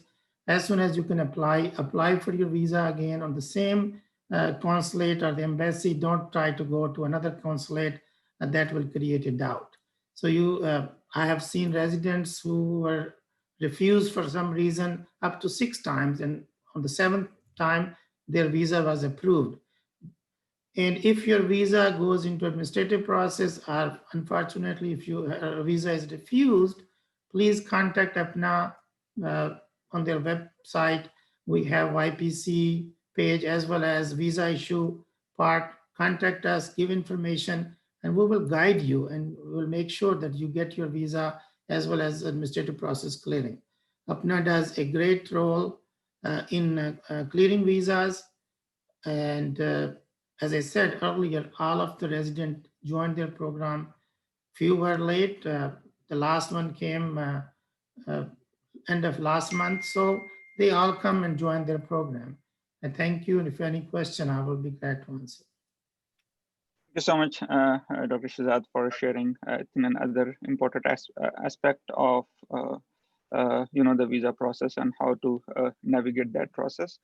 And I would like to thank you, our participant. I think they have been with us for so long time, because we try to invite the panelists from different specialties so that we can cover areas and listen to what are the the challenges or what are the priorities from different specialties have in for the IMG application process.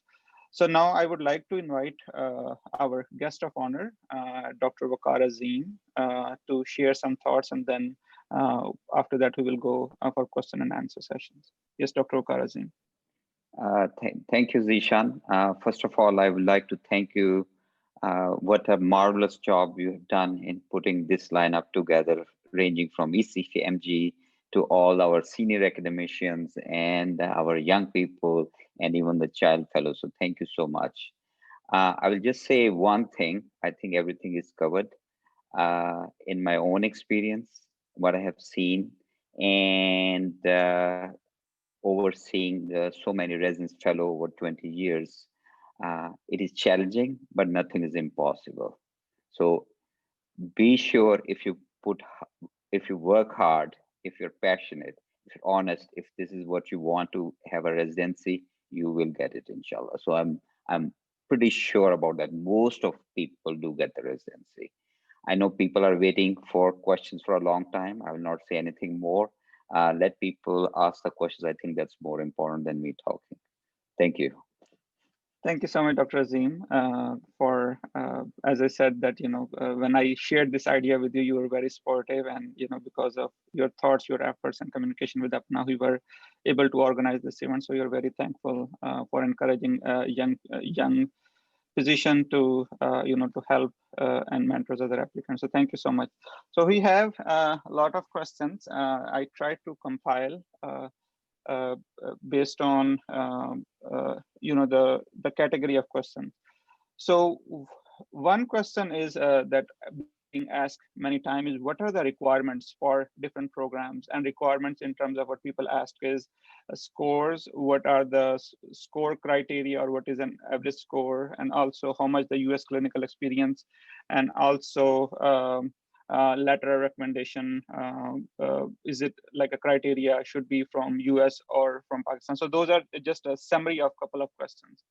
So so I think, Dr. Pinsker, if you want to highlight a couple of some of the things, and maybe then I will ask Dr. Hameed, and then we'll see if anyone else want to add something. Thank you.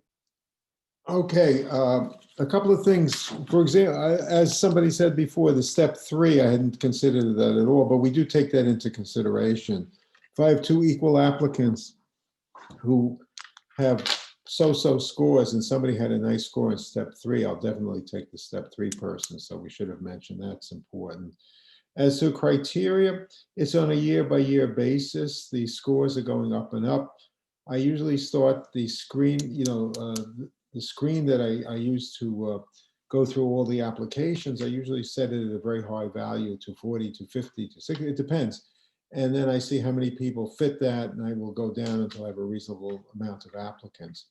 As to US experience or Pakistani experience, I don't think that makes much difference as far as whether the person, it depends how far out the graduate was, when the graduate finished medical school, how many years. That would be really the context of what the experience was, whether it's here or overseas, whether it's in the US or overseas. So again, you can accumulate a lot of items, and it's not, the further away you move from the date of graduation, the worse it gets, basically.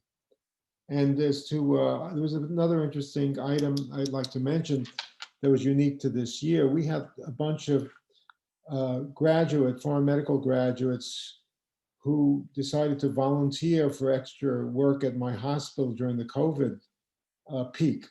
And we really needed the extra staff, and I'm going to look very favorably at their applications.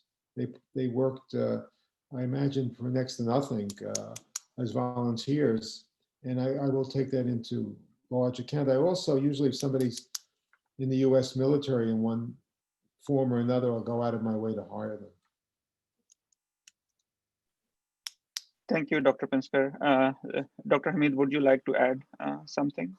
Absolutely. And no particular order.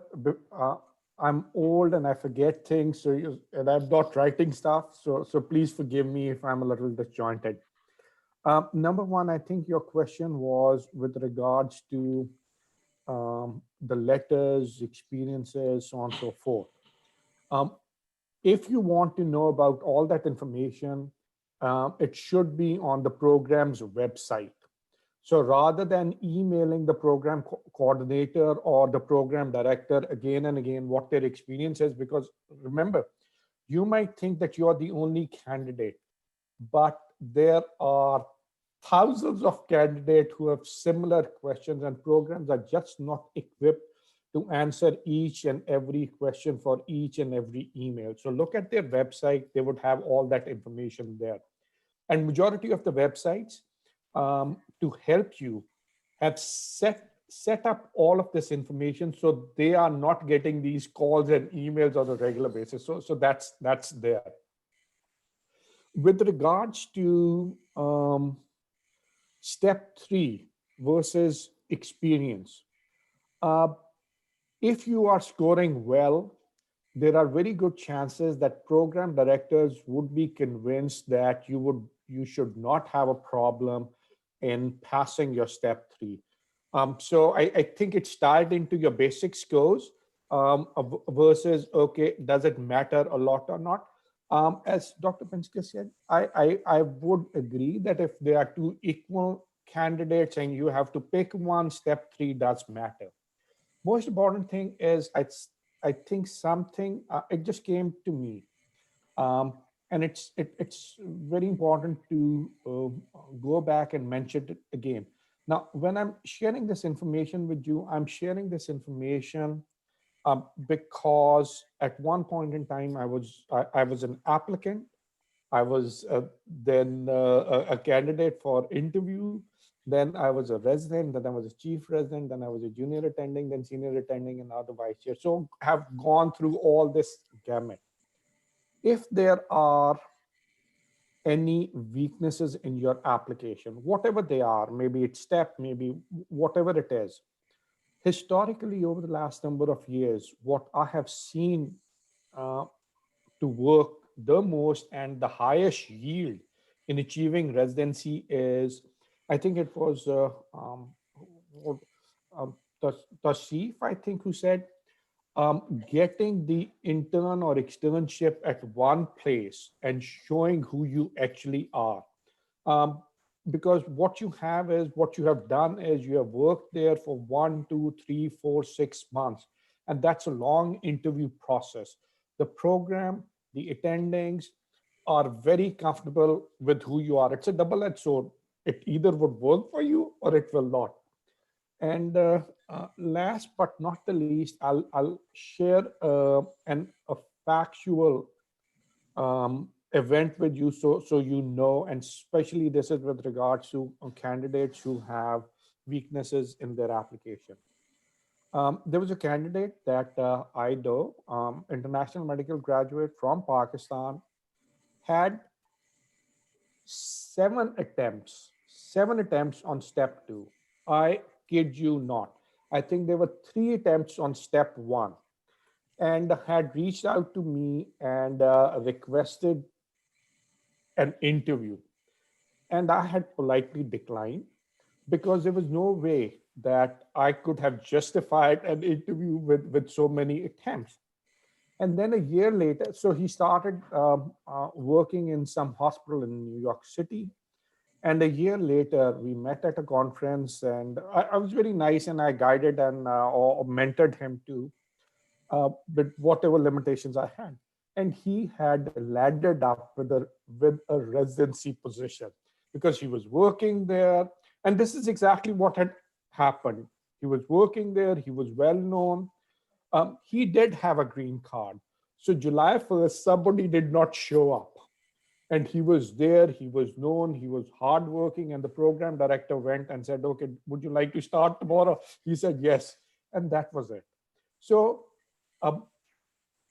if you are committed, things would happen, but you have to be strategic and smart how you go around doing that and know your strengths and your weaknesses. Thank you so much, Dr. Hameed. And, a couple of just things that I would like to highlight here, especially, you're talking about people who have low scores, have red flags. I think just like ECFMG, nrmp.org, they have a really good, well-collected data, what the program directors are looking in an applicant and how they are ranking the applicant for the position, and each specialty has different data, like what the internal medicine program directors are looking, what the psychiatry program directors are looking. So I will highly encourage applicants to go and look into that data, and so how that data will help you. So for example, if a specialty, so I'm a psychiatry specialist, so in psychiatry, if the training directors are saying that they are looking for USMLE scores, leadership, clinical knowledge, scholarly work, communication skills. So if you know that the specialty that you are trying to apply, these are the 5 or 6 things that the training directors are looking. So you can highlight those things in your personal statement, because what I have seen is that people may mention, the scholar, the posters, publications, or some of the teaching activities maybe in resume, but those things are not reflected or highlighted in your personal statement or in your letter of recommendation.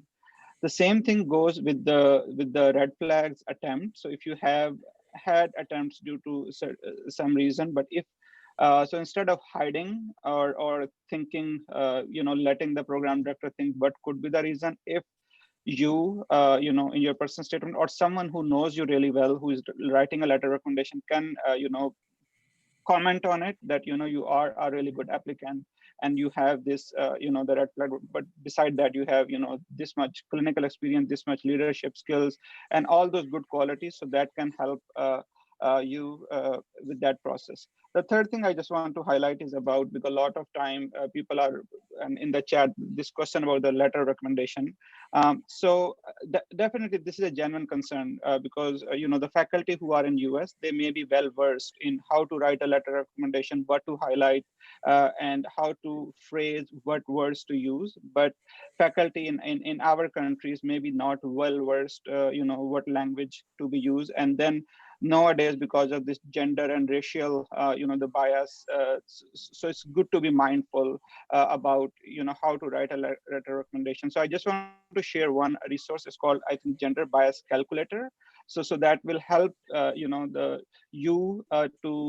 mention to the person who is writing a letter recommendation, these are some resources, or maybe giving them some, the template, or sharing that NRMP data that, then in an NRMP in my specialty. These are the 5 things that the training directors are looking into it, so that they can highlight those things. So, so let me see if anyone else want to add on that. I think a lot of good things, again, Rizwan Naeem here. So a lot of good things have been said already, so I'm not going to repeat it, but something I wanted to add. So many of the foreign medical graduates apply for multiple programs.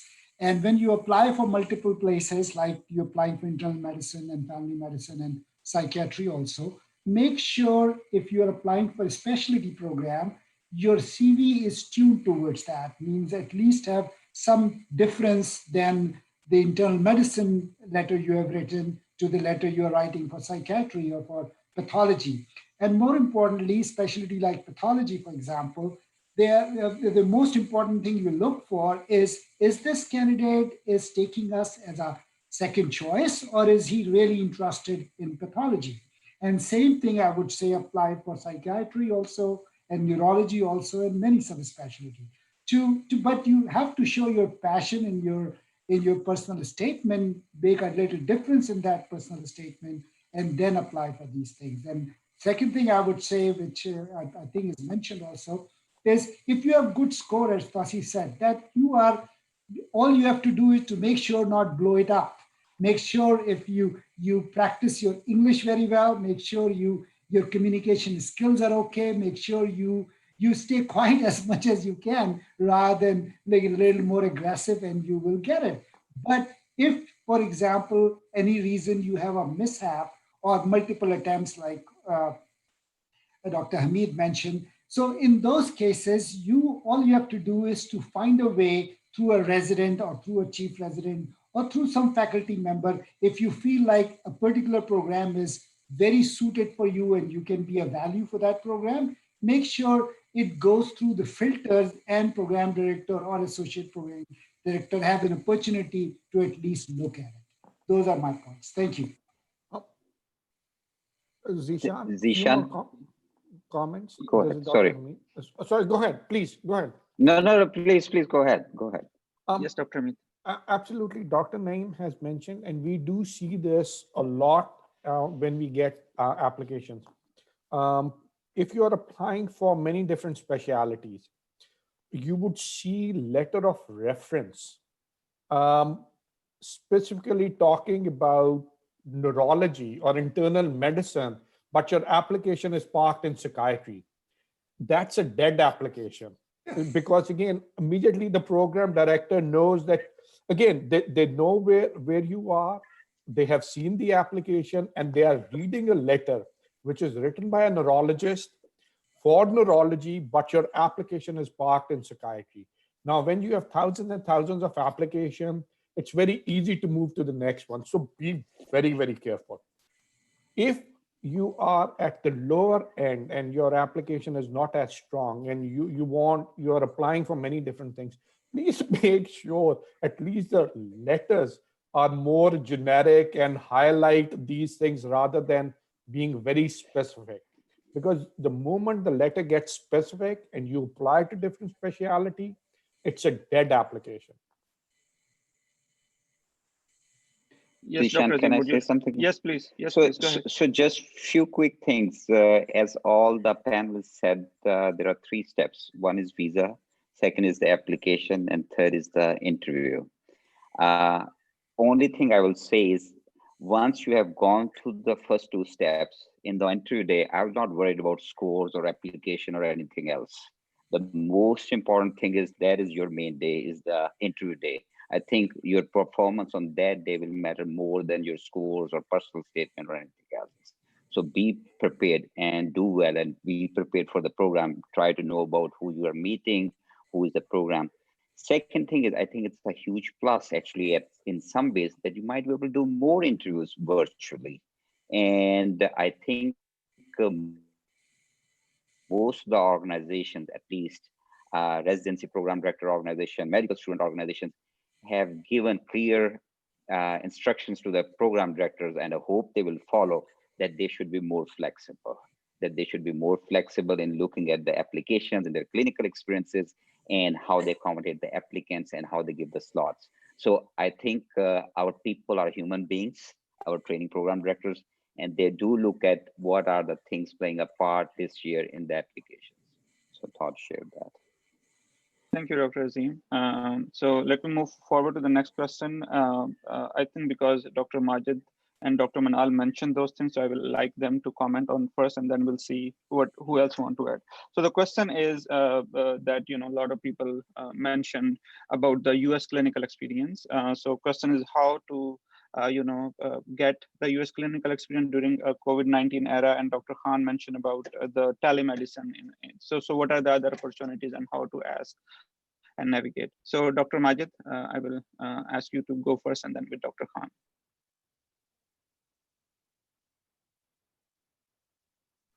Yes, thank you so much, Zeshan. So it's a very it's a very confusing time. At this point, obviously, it's not easy to get observerships and externships in a hospital-based program. But I do think telemedicine is the way to go. But it's not for the observers and externships. It's very hard for them to get telemedicine on board like this. Obviously, it's hard to get in touch like this. The only thing I would say is if we, I would not talk about all, but if we who are sitting here can get the applicants in touch with those faculty members who can do, like research with them, and if they can get them on board, that's the one way to get them on board with a faculty or with a program. And secondly, once they have productivity out of it, they can get into the system because the faculty has known that person in terms of the research. It's hard again to get into externships, observerships at this time. But once if they develop a relationship with a faculty member in a residency program, and they start doing their researches or they start their publications, I think it's a good way to get into a program. It's a good doorstep, and eventually they can, if they have low scores, if they have good scores, they're gonna match, no doubt, no matter what. I've not seen anybody with good scores not getting match at all. That's out of question. But a person with low scores, I think this is the way to go. Getting in touch with program, with the faculty member. To begin with, they need to do some research. Once they have good name out in that program, the program might automatically accept their application for observerships and externships, and that's going to be down the road. I don't know about this year, but next year, I think things are going to open up once we have the vaccine out. It's hard to say. I mean, it's all hard to say right now. But I think research is the way to go with the faculty members. Thank you, Zeshan. Thank you, Dr. Majid. Yes, Dr. Manal Khan, would you like to add something? Yes, so I will just add that there are opportunities for scholarly work for sure. All of us know, like in psychiatry, APA's deadline for submitting workshop proposals was just around the corner. So there are opportunities for scholarly work when it comes to publications, when it comes to workshops, when it comes to conferences. There's opportunities like webinars and all of those. So this all will fall under the category of like scholarly work, whether you're doing research, publications, or workshops. On the point of like telemedicine, yes, it is hard, especially since you need to be a little when it comes to HIPAA compliance and access to patient protected information, then it becomes a little bit hard. If you already had an option of traveling, if you already had an offer from a place to come there and do an observership and externship, it might not pan out, but it still might be worthwhile to kind of float the idea if you can observe in some of these sessions, because I know as a fourth year, I was doing everything in my outpatient clinic via telepsychiatry. It's usually the only inpatient settings or the partial hospital settings that are right now in psychiatry in some of the bigger institutes that are in person. Most of our work out in outpatient clinics is all telepsych. So it would be worthwhile to ask about it. How far it will go, that I cannot comment on, and having like Dr. Majid said, having a relationship with them already. Like if you already had a relationship with them, that would take you further in that request. Yeah, this is Dr. Pinsker. I'd like to say something. Yes, please go ahead, Dr. Pinsker. As I mentioned before, we did have unintentionally, we had volunteers come to work for us during the peak of the COVID epidemic, and there were 3 or 4 of them whose scores were so-so, and they're applying, and I'm probably going to take these people. They really performed very, very well in very difficult circumstances I hadn't envisioned that would have occurred otherwise. So I think that's a very big plus if you unintentionally they fell into my sphere like that. Thank you so much. Yes, Dr. Zeshan and Dr. Hamid. Zeshan, again, I would like the participants to know, not all programs are the same, not all opportunities are the same. So they need to be strategic. Maybe you have more opportunities to do some externship in internal medicine and so on and so forth versus some other specialties. So just be strategic. But if not, then scholarly activities is something that you should focus on. You can easily do it through technology, have that relationship, and make sure that the gaps in resumes are not there, and you keep yourself busy. No. Thank you so much, Doctor. Yes, yes. Ji, Fateh Shahzad again. I would like to, being a visa expert, I would like to bring another point. When you're doing rotation or observership, technically on B1 visa, you're not supposed to do any kind of observership. Is considered job.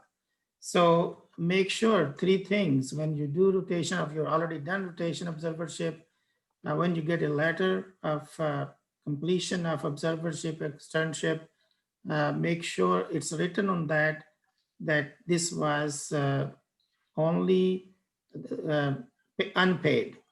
It was voluntary, unpaid, as well as there was no patient contact because you don't have a license. And when you go for interview, for visa interview, the officer might ask this question: why did you do observership? You can explain why, because the kind of requirement, or it helps you to do a interview for residency.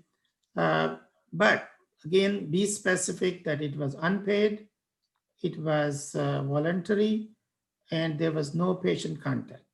You have to specify that, because many visas were refused 2019 because of the reason that you have gone to US on B1 visa and you did observership research. Technically, to be 100% sure, you should have actually training or research J1 visa to do these things. But this year, fortunately, they did not had more focus on this B1 observership. But next year, who knows? And these are very important points to note, that if you do, make sure you are ready to answer those questions to the visa officer. Thank you. Yeah, thank you so much, Dr. Shahzad. And I think one thing I can highlight, that if someone is interested and unable to find a formal mentor, you can put on our YPC page or our APPNA page and even PAPANA and other alumni page. that you are looking for some research experience, some scholarly work experience, and looking for some mentorship. So I have a couple of questions for Ms. Elizabeth Ingraham. I think one thing is that people really appreciated for you being here and really appreciated ECFMG for making so much modifications.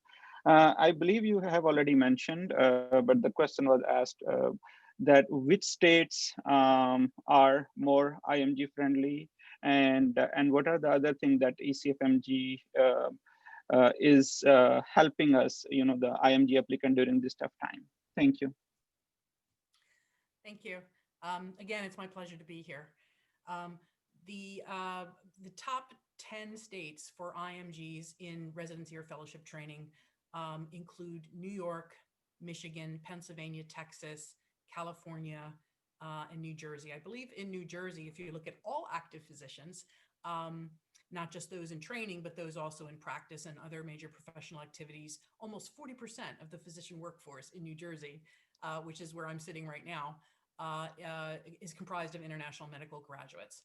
Now, that said, different programs have different preferences regarding international medical graduates.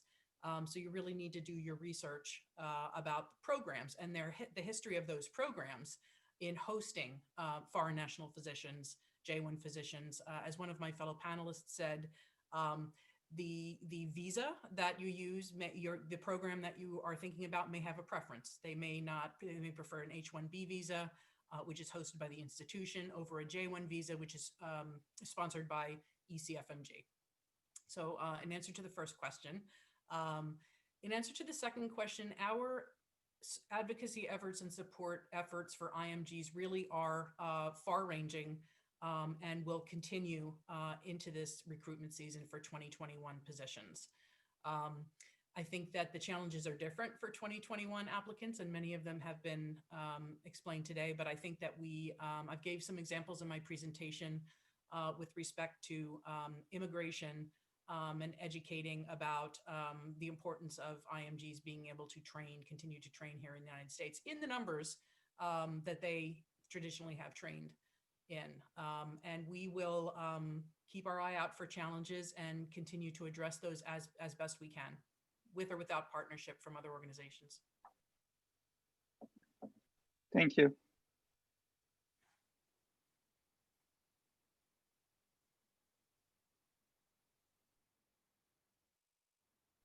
As a female applicant, sometimes the female applicant need to have some time for the family time or other, the family commitment, and that may cause, a gap that put to. So how to talk about it and how to, how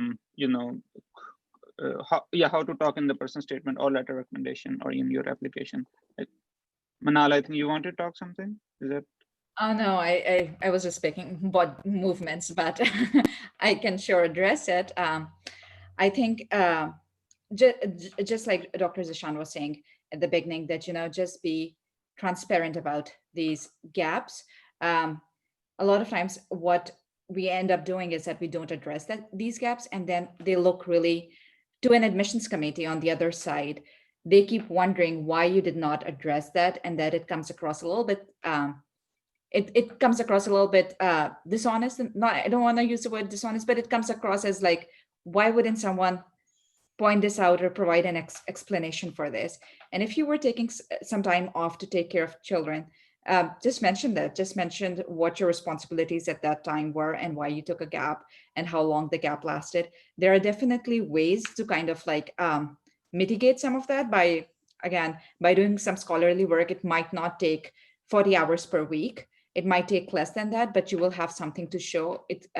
There could be opportunities for like volunteer work or something that you can do while taking care of the child, or something that you can buffer your CV with. But I do understand sometimes when there's only one person earning and the daycare expenses or the nanny expenses are a lot, those are some very real life limitations that can come up. But my advice would be to just address them and let the person know. Anything from our training directors? Anything? How? Yeah, Dr. Pinsker here. I would say that's never been a problem. anytime a gap for family care or something like that, obviously it's not an issue at all. It just has to be made known. Why is the gap?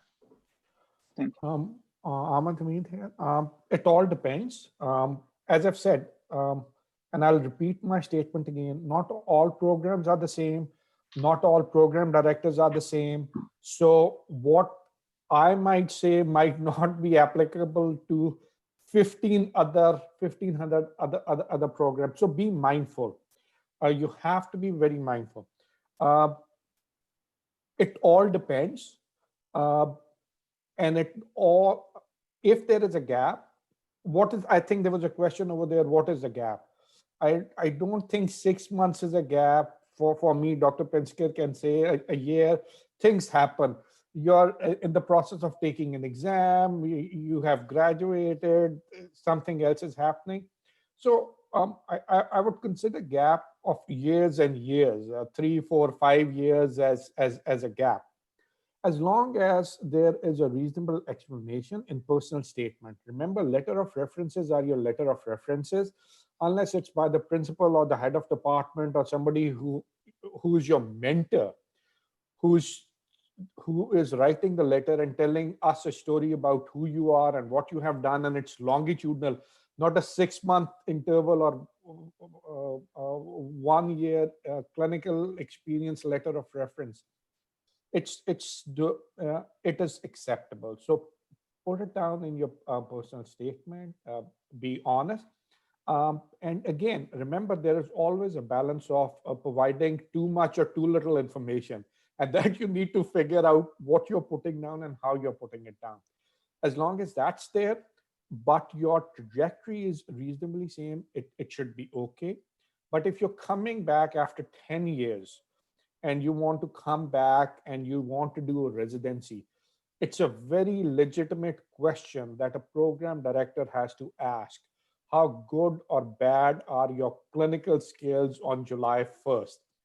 And after 10 years, our clinical skills do change. And remember, they are comparing you with somebody who has been clinically active or active in learning till maybe May or June, and they would start their residency on July 1st. So ask yourself a question: if you were hiring, and what would you pick? And if you think that you're going to pick somebody with a 10-year gap without a good explanation, power to you. But it does not happen in real life. Thank you so much, Dr. Hamid. I know there are still so many questions. There are still people who have raised their hand. So I think Dr. Ahmed Khan, he has raised his hand for a while, so I will let him talk, ask some question. I think this is related to Dr. Ahmed Hamid, I believe so. Yes, Ahmed, please go ahead. Hey, thanks, Dr. Zeshan, for allowing me to ask a question. So I'm a fourth-year psych resident at University of North Dakota. I had a few questions specifically to program directors. So first question would be directed towards Dr. Hamid. So a lot of people asked me, and of course, they must ask you as well, for psychiatry applicant, which one is more important? An externship at a renowned place like St. Elizabeth, DC, LIJ, or a research position or some publications? So that would be my number one question. My number two question for both program directors. So over the past couple of years, Pakistani candidates have been having visa issues.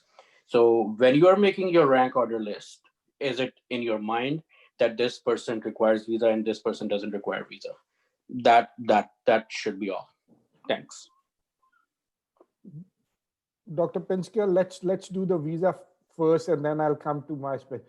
Let me answer the visa question first. The answer is very simple: no. For us, visa or no visa does not matter. We are looking at the best possible candidates for our program. And for us, race, gender, visa, where they graduated or did not graduate, when they graduated or did not graduate, it really does not matter. We're looking at the best person, whosoever that best person is, we will rank them accordingly. Yeah, Dr. Pinsker here. We only take people who have green cards or work permits. We don't take anybody with visas. Ahmed, and again, I'll come back to the original statement. Go and look at the website of these programs before you send this blanket list of programs that somebody told you should apply to, because again, you might be wasting your application fee on a program which might not be appropriate for you. So look at the websites because prior to deciding which 10, 15, 100 programs you want to apply to. Coming back to Ahmed's first question, research versus externship. I think it would be very unfair to answer that question because it's not, the comparison is not apples to apples. When we look at an application, and I'm only talking about ourselves, we are looking at the whole application. We are just not looking at bits and pieces. And I do understand as a candidate, you guys get so focused on the micros that you forget about the big picture. We look at the whole application as per se. And as I've said, there has to be trajectory, there has to be an interest, and there has to be a value. Your application should provide us with data points which we can use to identify whether we are inviting you for an interview or not. A panelist said about the interview process, I think it was the chair, if I recall correctly. Once you are invited for the interview, the programs just want to make sure that you are the person in the application that they thought you were. It's not to check your medical knowledge, it's not to check your story, because again, they have already been convinced they would have thousands of applications. For us, we get about 1,200 applications each year. We only invite 60 candidates. So when we are pulling these candidates in, we are not checking how good or bad their medical knowledge is, or what their experience has been. We are pretty clear that these are good, solid candidates for our program. So at that time, it is you just ensuring that you showcase yourself appropriately. Thank you so much, Dr. Hamid. And I really want to be mindful of the time because we are already over, I believe, 30 minutes for our allotted time. And I want to thank you for all the panelists. We still have a lot of questions, but I think I will request the questions that are unanswered if you can email us, and I can, send them to the relevant panelists or the presenters, and who really appreciate all the participants and our panelists' time. So at the end, I would like to request Dr. Waqar Azeem to say a few things and have some concluding remarks. Yes, Dr. Azeem. Thank you, Zeshan. I think I personally learned a lot from this webinar. I hope we had these kind of webinars when you are applying for the residencies. And a lot of us have gone through the same process. And I think we covered some wonderful ground. I think a lot of our contact information will be available to all the people who are participating. At least some of us are willing to give their information. But I'm thankful to everyone for their valuable time, valuable efforts, especially all our program directors, ECFMG representation, and all our young panelists. Thank you so much, everyone. And inshallah, we're looking forward to having more of these webinars to help our colleagues in Pakistan and their places. Thank you, Zeshan. Thank you so much, Dr. Azeem. And just a couple of shout outs that I think I mentioned earlier, that YPC, young physician with Dr. Tamoor, Dr. Majid, me and Dr. Fateh Shahzad and Dr. Rizwan Naeem, who are also planning to do some more webinars on, the interviewing process, and also through APPNA, which is Pakistani Association of Psychiatrists of North America. Through that forum, we already have a couple of webinars. I think next week we are doing some webinars, and we are doing more webinars, more towards one-to-one mentorship, mostly for psychiatry. But in general, we are planning to organize those webinars. And also, as I mentioned earlier, YPC, APPNA, APPNA, alumni pages. These are, we are here to help you. So anything you have, any question, please do not hesitate to reach out to us. And thank you so much for participation. And thank you again for everyone, our panelists, our speaker, our guest of honor, and everyone for staying with us for so long time. Thank you so much. Thank you. Thank you very much. Take care. Stay safe. Bye. Thank you. Thank you, everyone.